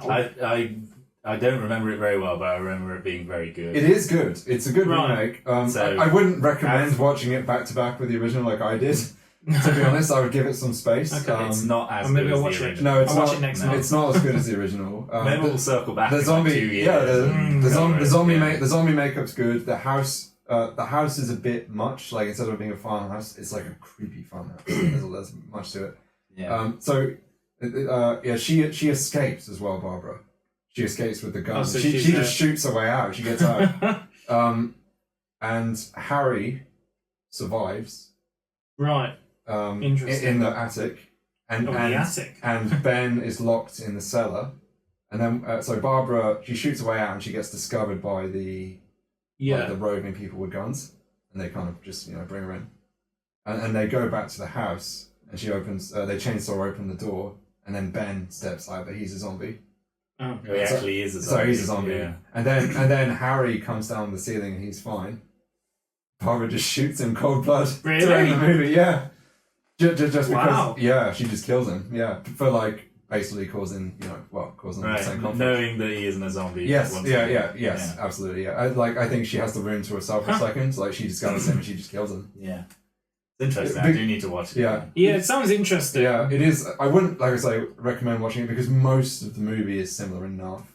Yeah. Well, I think I view it Give in a it a bit of similar way space. to the Invasion of the Body Snatchers remake, where it's not the original, but it's still brilliant in its own right. I think that's what I thought about it. Yeah. I sometimes find it a bit of a shame when the creator comes back to their creation and does something. It's what they thought at the time. It's their art. It's their right to do so, though. Yeah, well, It's at least- already made him. What? Well, at least but he it's- didn't go back and like retroactively make. Yeah, it. no, He he didn't George Lucas it. Yeah. No, but I don't. That I you would have a can- problem with. Yeah. Yeah. Well, you can go and remake it again and do it again, which is interesting artistically in a way, but it's a bit like you would look at your bit of artwork on the wall and go, 10, 20 years later, go, well, actually, that... That could be interesting if he came... Well, he's dead, but if he came back to it again, and just revisited that same story, rewrote it basically in line with how he felt at that time. I think it would be a very interesting kind of arty records thing to do. Do it like every 10 years. Every 10 years, yeah. remake the same movie, but Yeah. make an attempt to reflect how culture has changed or social attitudes have changed. I think that I could imagine Linklater doing something like that. Yeah, I was thinking like with like Boyhood and these kind of things that take like 20 years to make. For Yeah. sure. But yeah, anyway, I would recommend it. It's a good remake. Just don't watch it back to back because it's mostly the same. Yeah. And on the same point, Dawn of the Dead, the original sequel, is brilliant, and I put it above the first one. Okay. And that also me has too. a really good remake. Yes. 20 Zack years, Snyder 30 remake, years yeah. after possibly that one. 2000, 78 is the original. 2004. Yeah. Yeah, I love the Dawn of the Dead remake. It was one of the movies that got me into horror. I didn't mention that in the introduction, but yeah, I love it. Really good. It's not as good as the original, but it is. No, but it's still really good. It's definitely like for a late on zombie movie. It's a product of like following 28 Days Later, right? Like it's chasing the trend of 28 Days Later for sure. Yeah. But yeah, I mean, it's Zack Snyder's best film in my opinion, and it's written by James Gunn as well. Yeah, I mean, Zack Snyder doesn't have the best. Yeah. Especially in the last 10 years record. Yeah. So let's go on then, Mike, to something that is big more in your remit now, is about the pioneering nature of the 1968 version. So what was it about the film? What did it do? I think it's incredibly influential in a number of ways. I think the first thing that we mentioned, and the first thing worth mentioning, is the fact that it basically invented what we know as the subgenre of zombies to this day. I do have a list of zombie movies that predated it. So White Zombie from 1932 is mostly regarded as the first zombie movie. The Bela Lugosi movie, i.e. the guy that played Dracula in the Universal horrors. And the basic plot is that there's a sorcerer that's hired to lure a woman away from her husband with voodoo, for this wealthy gentleman that pays the sorcerer to do that. But he's the antagonist of the movie, and he decides he wants her for himself as a zombie. So he wants her devoid of all of her faculties and basically as a slave. Personally, I watched it and I thought it was good, but it's not up there with the classics of the era. Bela Lugosi's Dracula is one of the best horror movies of the early 30s, as is Frankenstein, especially Bride of Frankenstein. And this is good, but it's not great. The next one of note is I Walk with a Zombie from 1943, which is from Jacques Tourneur, which I think is how his name is pronounced. He's the same director as Cat People, which Dave might have seen. Oh, it's seen Cat People, yeah. Yeah, I haven't seen the 90s one, but the original one from the 40s is one of the best horror movies of all time, in my opinion. Curse of the Demon from the same director is also good. Which is where there's a woman that moves into a house as a maid, and she serves the lord of the manor and his wife. And his wife's very sick; she can't speak. She gets up in the night and rows around, and they have to retrieve her back. She's in love with the man, and her kind of perverse, weird way of making him happy is to turn to voodoo to help the wife be okay again, with pretty bad results. But it's got some really good scenes, like really, really good scenes, that movie. And I would regard it as a classic, better than White Zombie, in my opinion. The Last Man on Earth, 1964, is a Vincent Price movie. It's an adaptation of I Am Legend, the Richard Matheson book, which is one of my favourite books. And it's a very good adaptation. And although they refer to the zombies as vampires, the way that they're presented and the way that they behave is a lot more like zombies. It's actually quite close to Romero's kind of interpretation like, of a zombie, unlike the voodoo. There's no zombie.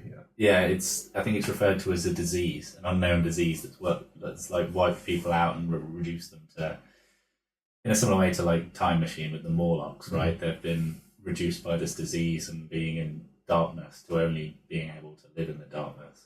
And it's a book that's been adapted like dozens of times. The Omega Man is basically like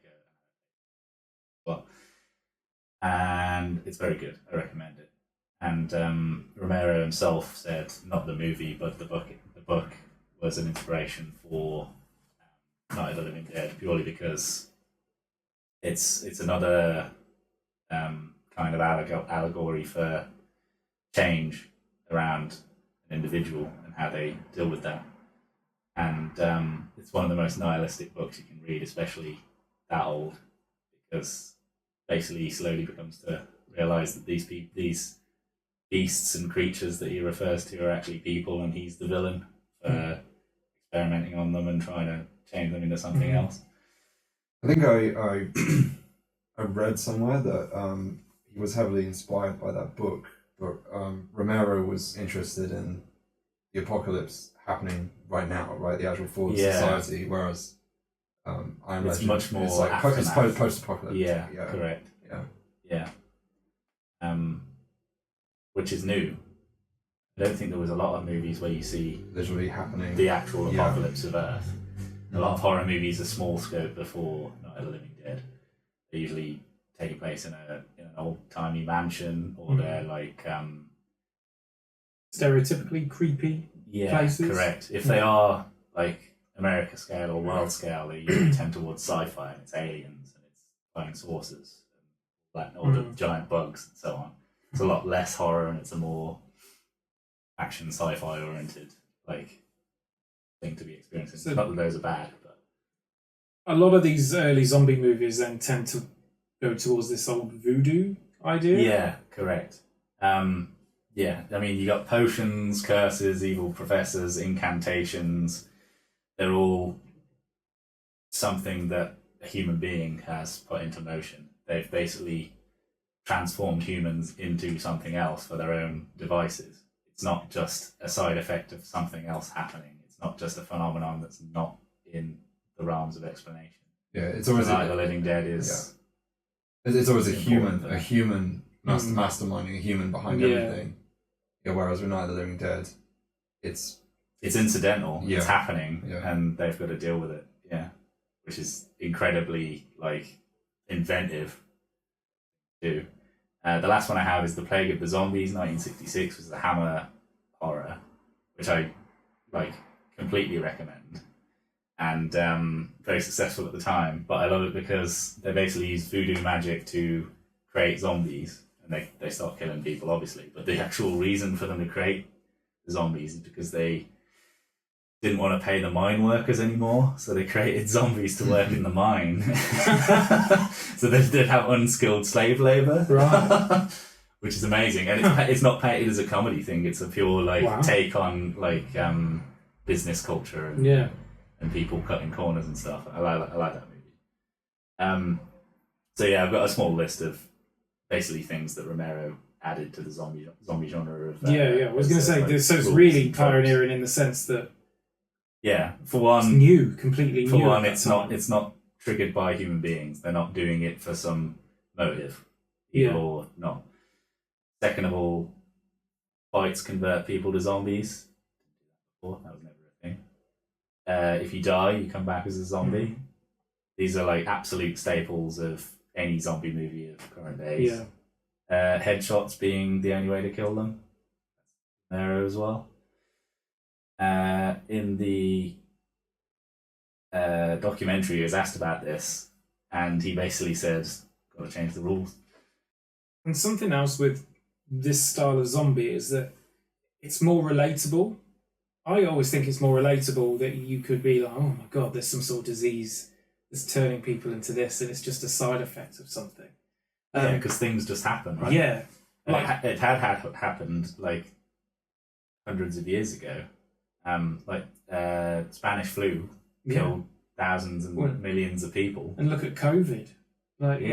That would have been something a bit different. Or even way further behind than that, the Black Death. Yeah. These things come out of nowhere, and especially before the internet and before the UN and the World Health Organization, nobody would know where they came from. Yeah. Nobody would know enough about it until it was too late to do anything about it.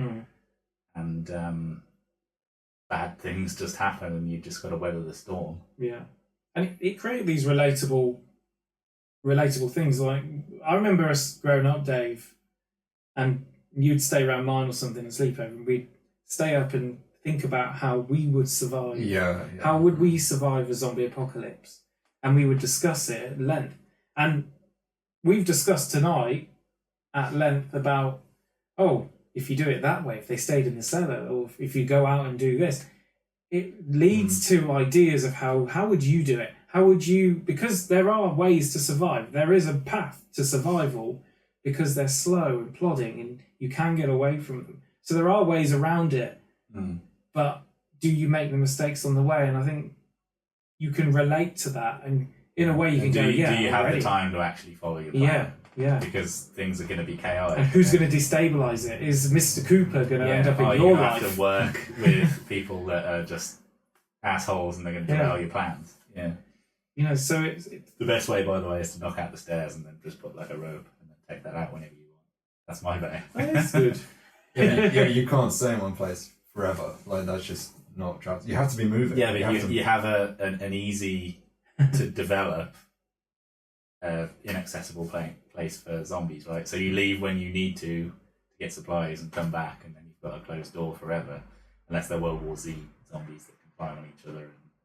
I reckon if we get more than 50 listeners, we should one day do a live podcast and special about surviving zombie, how to survive a zombie apocalypse. From like, everyone can chip in. Big zombie fans. Yeah. I mean, there's probably better ways than that, but I think that's just a very simple thing you can do. If you've got a hammer or basic tools, you can easily knock out your own stairs, and if you've got a rope, you can easily affix it to something and use that to go up and down the drop off. So You're going to climb a rope? I couldn't do it if I needed to. Well, you're kind of like abseiling, right? You're not just climbing the rope as is. You're abseiling on the surface behind. It's okay. I guess. What do you reckon, Dave, to the Romero zombie? Basically, the template, the blueprint, isn't it? Yeah, well, as I said at the beginning, I'd be interested to know if you're not putting it in your top. I'm not going to ask you to name like 10 movies, but other than Dawn of the Dead, possibly Day of the Dead, 28 Days Later. Wreck 1 and 2, Train to Busan, Dawn of the Dead, the original Dawn of the Dead. I probably have them both there. Yeah. You're not a very legacy type person, are you? Because I said about Halloween being one of the first slashers, and you've got that in your bottom. It's not my bottom. It's just no. You're not a legacy-led type viewer. You like the movies that stand on the shoulders of giants rather than the. Everything stands on something. Like I mean, I appreciate Night of the Living Dead, and of all of the kind of like progenitor horror movies, it's like these quote unquote like this modern. Let's call these modern horror movies. It's one of the best ones in terms of like watchability right now. I don't think I'd have half as much to say about Halloween probably, but no, I just prefer Dawn of the Dead. But for me, I do agree. Yeah, I think Dawn of the Dead is a stronger film. And I also prefer Day of the Dead. Although to be fair, I haven't watched it for a while. And then beyond that, some of the more modern ones, 20 Days more effective about what they do. Yeah, there's because I personally think 28 Days Later is good. But I don't think it's as good as the. I'm sorry, Joe. It's in my top movies all the time. I don't think it's up. It's good, but it's not as good as Night of the Living Dead, and I don't think it's up there with Wreck. I think it's a lot better than Wreck. I like it a lot more than Wreck. Yeah, I like 28 Days Later. I like Wreck and Wreck 2. But 28 Days Later is probably the best zombie movie. It scared the living shit out of me. I'm a fan person. Well, fair. But I mean, for me, 28 Days Later easily answers the question about what is it beyond a zombie movie. Like, I mean, the zombies are really barely in it. Especially that final third. With Christopher Eccleston in the army. So. There's an element of like nostalgia. I mean, 28 Days Later was very personally impactful on my journey to becoming a horror fan. I like if I was just going to put on and watch something of the two, I would pick 28 Days Later. As a film that I enjoy to rewatch, I would pick that. Something else I picked up on with Night of the Living Dead, you're saying about in 28 Days Later, how it becomes about the humans. And this is a trope that a lot of zombie stuff does, isn't it, within the movies? Because there's only so far you can go with a zombie plodding about for the whole film. Even in this, Romero puts these two blokes at odds with each other.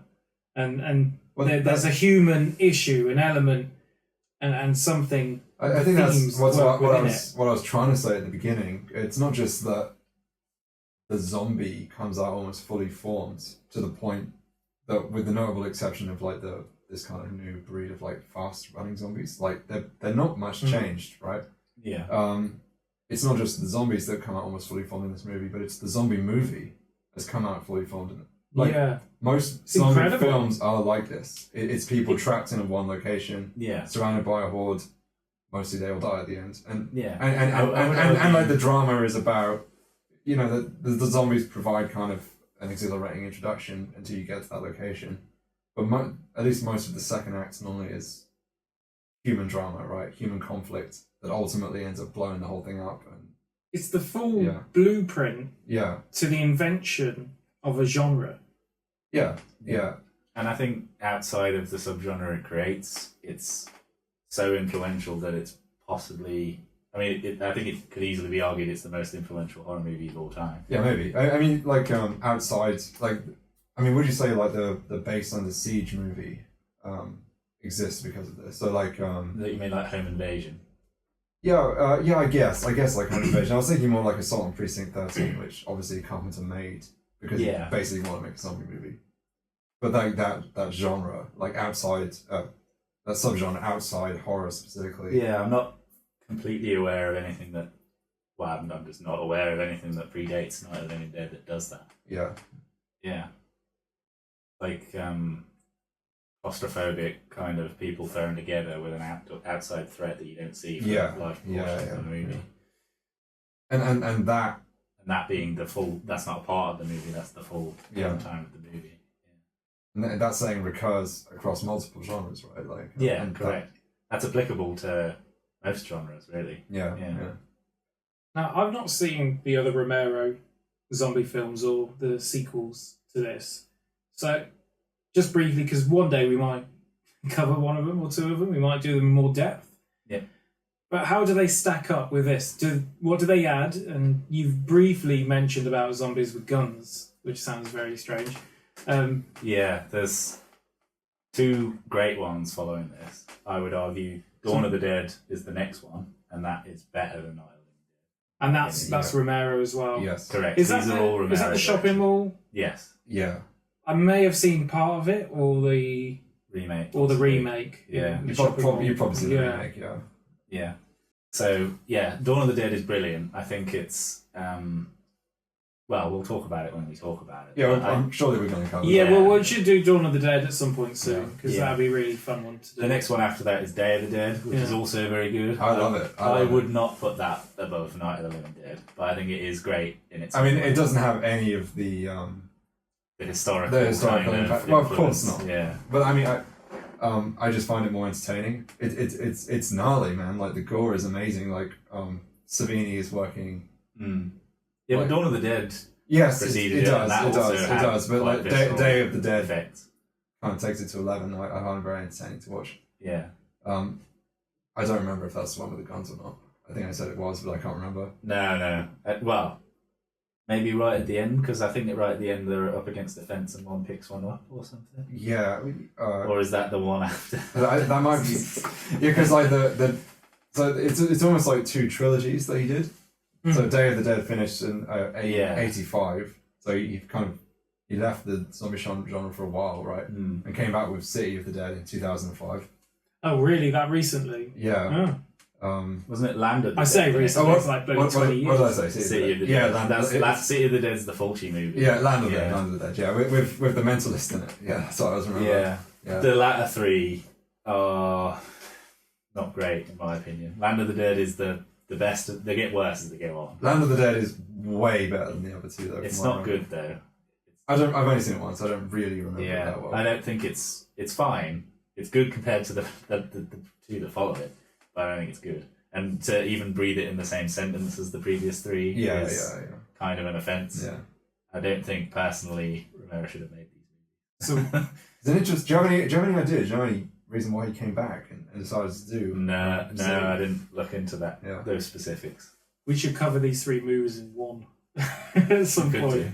But I mean, it might be fun to just do them one per. We could do. Or we could do a franchise. I'd like to. Yeah. I'd like because one of them I haven't seen. Either Survival or Diary. I can't remember which one I haven't seen. Yeah, Survival is just painful. It's just terrible. It's one of those movies like a late Argento movie or a late Carpenter movie where it's like the shell of the former director. Yeah. It's kind of sad to see them in a movie that's this quality.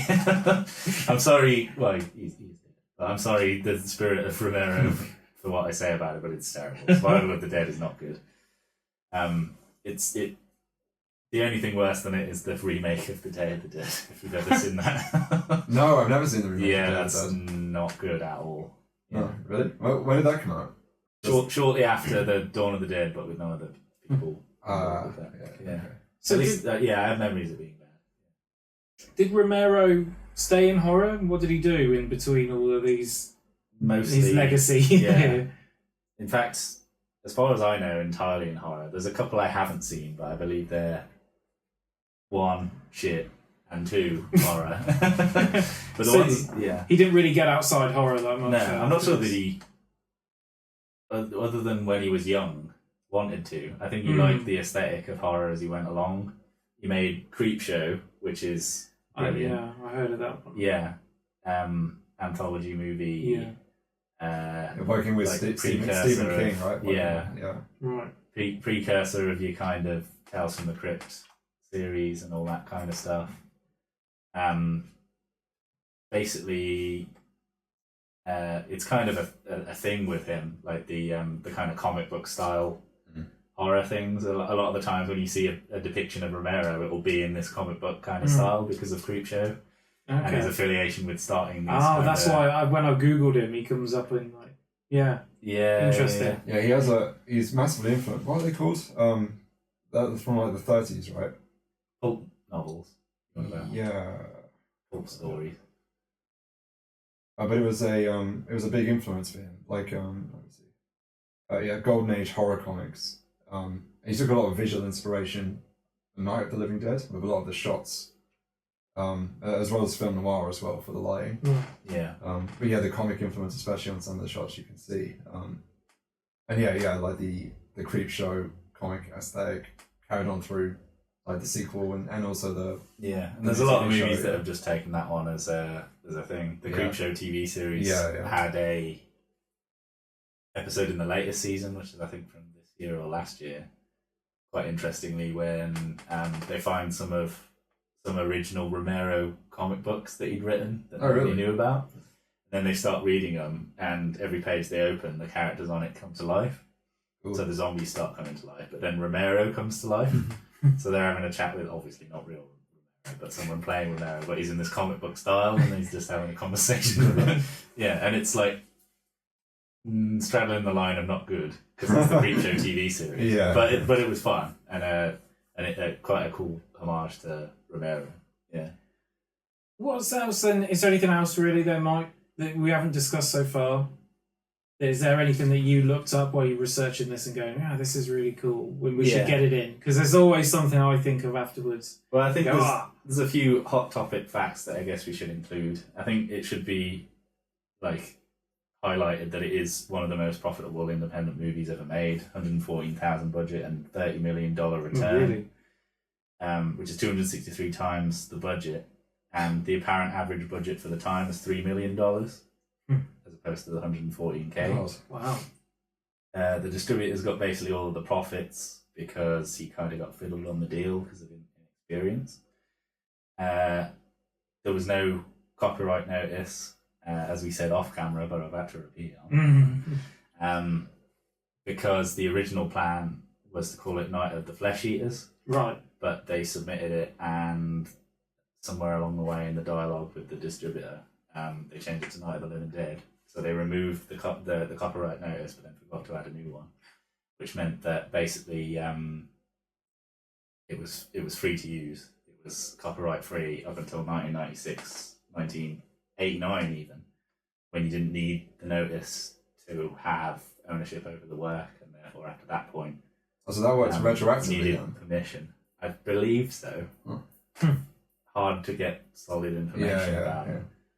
But so I have a small list of, there was like, I asked ChatGPT because it was hard to find it through Google, but I'm trusting ChatGPT to give me the right information here, because I remember some of these. I remember some of these and not all of these. But as a short list of movies that had Night of the Living Dead in the movie, Halloween 2, Heathers, The Blob remake in the 80s, 13 Ghosts remake in the 2000s, Dawn of the Dead remake, House of a Thousand Corpses, Ed Wood, Urban Legend, The Mist, Dave's favourite, Super 8, Scrooged by Chucky, Cabin in the Woods, Mulholland Drive. There's lots of like post 2000s movies there. Yeah. I guess a lot of people like growing up on Night of the Living Dead and like as children, I guess, right? And now they're making their movies in Hawaii. Yeah. I thought it was interesting that the intro scene was filmed last, and because of the stuff they were using, and it was really cold because it was the end of the winter, and the rest of the movie was supposed to be set in summer. They had to somewhat hold their breath when they were talking to make sure that the condensation didn't show up on the film. It's apparently a tourist destination that people go to. The cemetery is called Evans City Cemetery. So, maybe if we've got a spare moment, we can have a little look. Yeah. And is there? Oh yeah, when the child grabs him at the end, as a zombie, he wasn't told about that, so his shock in the movie was actually a real reaction. No, right. Yeah. And the reason that all of the sequels have of the dead rather than of the living dead is because he had a verbal agreement with John A. Russo, who was the other writer of Night of the Living Dead, that his movies that he wrote would be Living Dead and Romero's would be of the dead. So that's why Return of the Living Dead, which is like a 3-movie series in the late 80s. I think they're all good, but I'm definitely sure that the first one's good. The second one I remember liking, the third one possibly. I think they're all varying degrees. The first one is really good. The first one's like really an absolute classic, but that's why they're Return of the Living Dead, because they're written by John A. Russo. Right. Yeah, I was going to ask what happened to him actually, because he didn't stay on to do Dawn of the Dead, did he? Or did he? I don't believe so. Yeah. I don't know exactly who wrote it. Was it just Romero on his own, possibly? Don't know. Well, I think he went off and find out in a future episode, maybe. Possibly. Yeah. But Return of the Living Dead is basically added the only other significant piece of canon to zombies since Night of the Living Dead, which is that they eat brains. That's what they don't always tend to use that one nowadays, do they? It's true, yeah. But I think The Simpsons did that more than anyone else. Yeah, If anything, it's more of a comedy thing. Yeah. Or like, it's a comedy movie, right? Return of the basically a horror. Oh yeah, it's definitely a comedy horror. Yeah. And it inspired that. Because the zombies talk as well then. Yeah, I love Return of the Living Dead. It's really good. We should cover that. It is actually really good. I'd love to watch it again, Yeah. It's such a well stylized movie. I love like the kind of punk characters and and comedy horror is like a zombie specialty anyway, because you got the Reanimator series and obviously Shaun of the Dead. There's a lot of good Zombieland horror. Yeah, Zombieland. A lot of people argue Evil Dead is zombies. Could be argued, could not be argued. Anyway, I think zombies are to thank for most of the best comedy horrors. Brain Dead.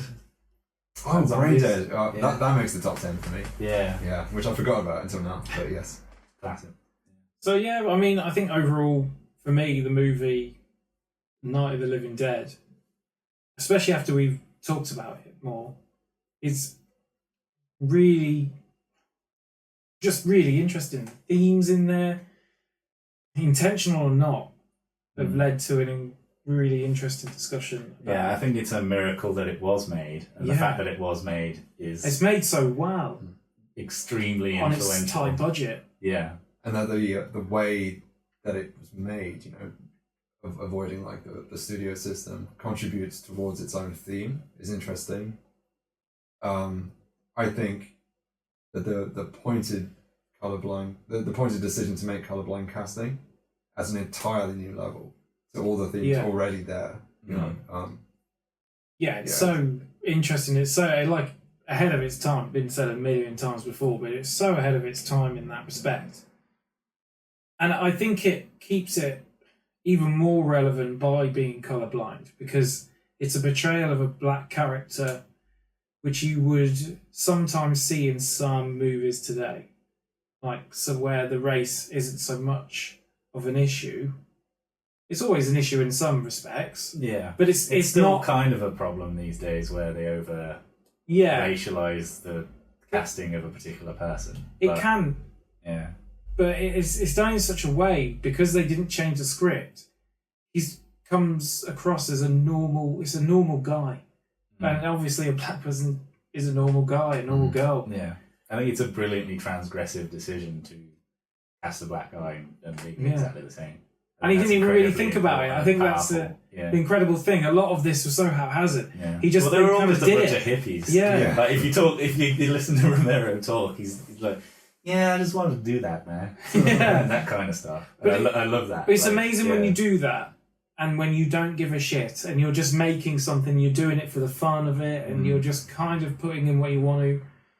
How influential that can be. It can just be luck of the draw, just anything. Lightning strikes, and you come up with this incredible blueprint, incredibly progressive movie with so nuanced, where all the characters have such depth to them, and you can discuss that someone like Barbara, who doesn't have that many lines throughout the film, but you understand her and you feel that character and you know what she's experiencing. You've got an inept person who isn't wrong all the time, but he has a lot of issues bubbling underneath. Yeah. And he's interesting. And so is Ben. Ben is one of the most interesting characters in that. You alluded to it as he is a black man, will have probably faced, if you're looking at the character and the background of that character, why is he so good? Why is he so good with a gun? Why is he so good at like nailing things in? You know, what has happened in his life to make him this lone ranger like he is and in charge? So what do you reckon, Dave? Final thoughts from you. What are you thinking? Yeah, I mean, beyond everything you said about the impact of the colorblind casting, there's something kind of inspirational about just basically being the change that you want to see, right? Like, he wasn't able to do what he wanted to do within the studio system, so he did it himself. Fuck the establishment, I'm going to make my movie my way, and I'm Yeah. going to put in it what I want. And of course, the basically incalculable like impact it's had on the horror genre. Like, we create a new subgenre, but yeah. We could be bored for 24 hours just listing movies that wouldn't exist without Night of the Living Dead. But you know, it's rippled throughout the entire genre of horror, right? And actually outside the genre of horror too, I think, like the impact of this movie. Like yeah, we're talking definitely. about. Yeah. But even within horror, you know, like, but it's basically a splatter movie, right? So in addition to a zombie movie, it's a splatter movie as well, which was the first one of those. But somewhat elevated. I mean, it did. Before it got critical success, people kind of shout on it as crass and gore for gore's sake, etc. And it did show alongside your kind of trash cinema, exploitation cinema at the time that was filled with sex and violence for no purpose or point. Before they had the ratings board to hem that stuff back. But yeah, it fought out of those trenches and became something that people realised there's like a huge amount of merit in it. Andy Warhol actually said it was a piece of art. Wow. So yeah. Don't know much Well, about art. It's in but MoMA. name, It's in MoMA, isn't it? Yes, it is. Yeah, it's preserved. Yeah. Which the Museum of Modern Art. yeah. Which I think Romero's actually was a bit disgusted about at the time, when he was like, "Oh God, it's an art," and it's like, I want to get away from this artsy shit. Anyway, go on then, Mike. Last few words on Night of the Living Dead. Well, I think, as I said before, it's one of, if not the most influential horror movie of all time, and its far-reaching influence goes outside of not just the zombie subgenre, but all of horror as it stands. I think its influence on independent filmmaking is important, and the way that it popularized that as like a thing, first of all, that you do, and second of all, it's something that you make money doing. Get wide release if it was good enough is very important. I think that what it was doing socially, and how it was, we've already covered those kind of things, but I think it was just extremely influential, and I think that the movie will always be appreciated for those things, but just for being a good movie. I think it's delightfully simplistic with a density behind the scenes that will continue on. Lovely. Good. Well, there you go. Night of the Living Dead, done in depth and detail. I hope you've enjoyed it. If you're listening or watching, whatever platform you're using, remember you can get in touch with us. You can follow us on Instagram, Twitter /X, whatever you want to call it. We've got a Discord as well, which you can join our community. We can chat on that with you. And of course, if you've got any feedback, it's contact us at astabinthedark.co.uk. That's our email address. And so there we go. That's the show. Anyway, we'll look forward to that next week. Yeah. Thanks for joining us. We'll see you soon. Goodbye. See you soon. Bye. Bye. The perfect ending. Is that your sign off now?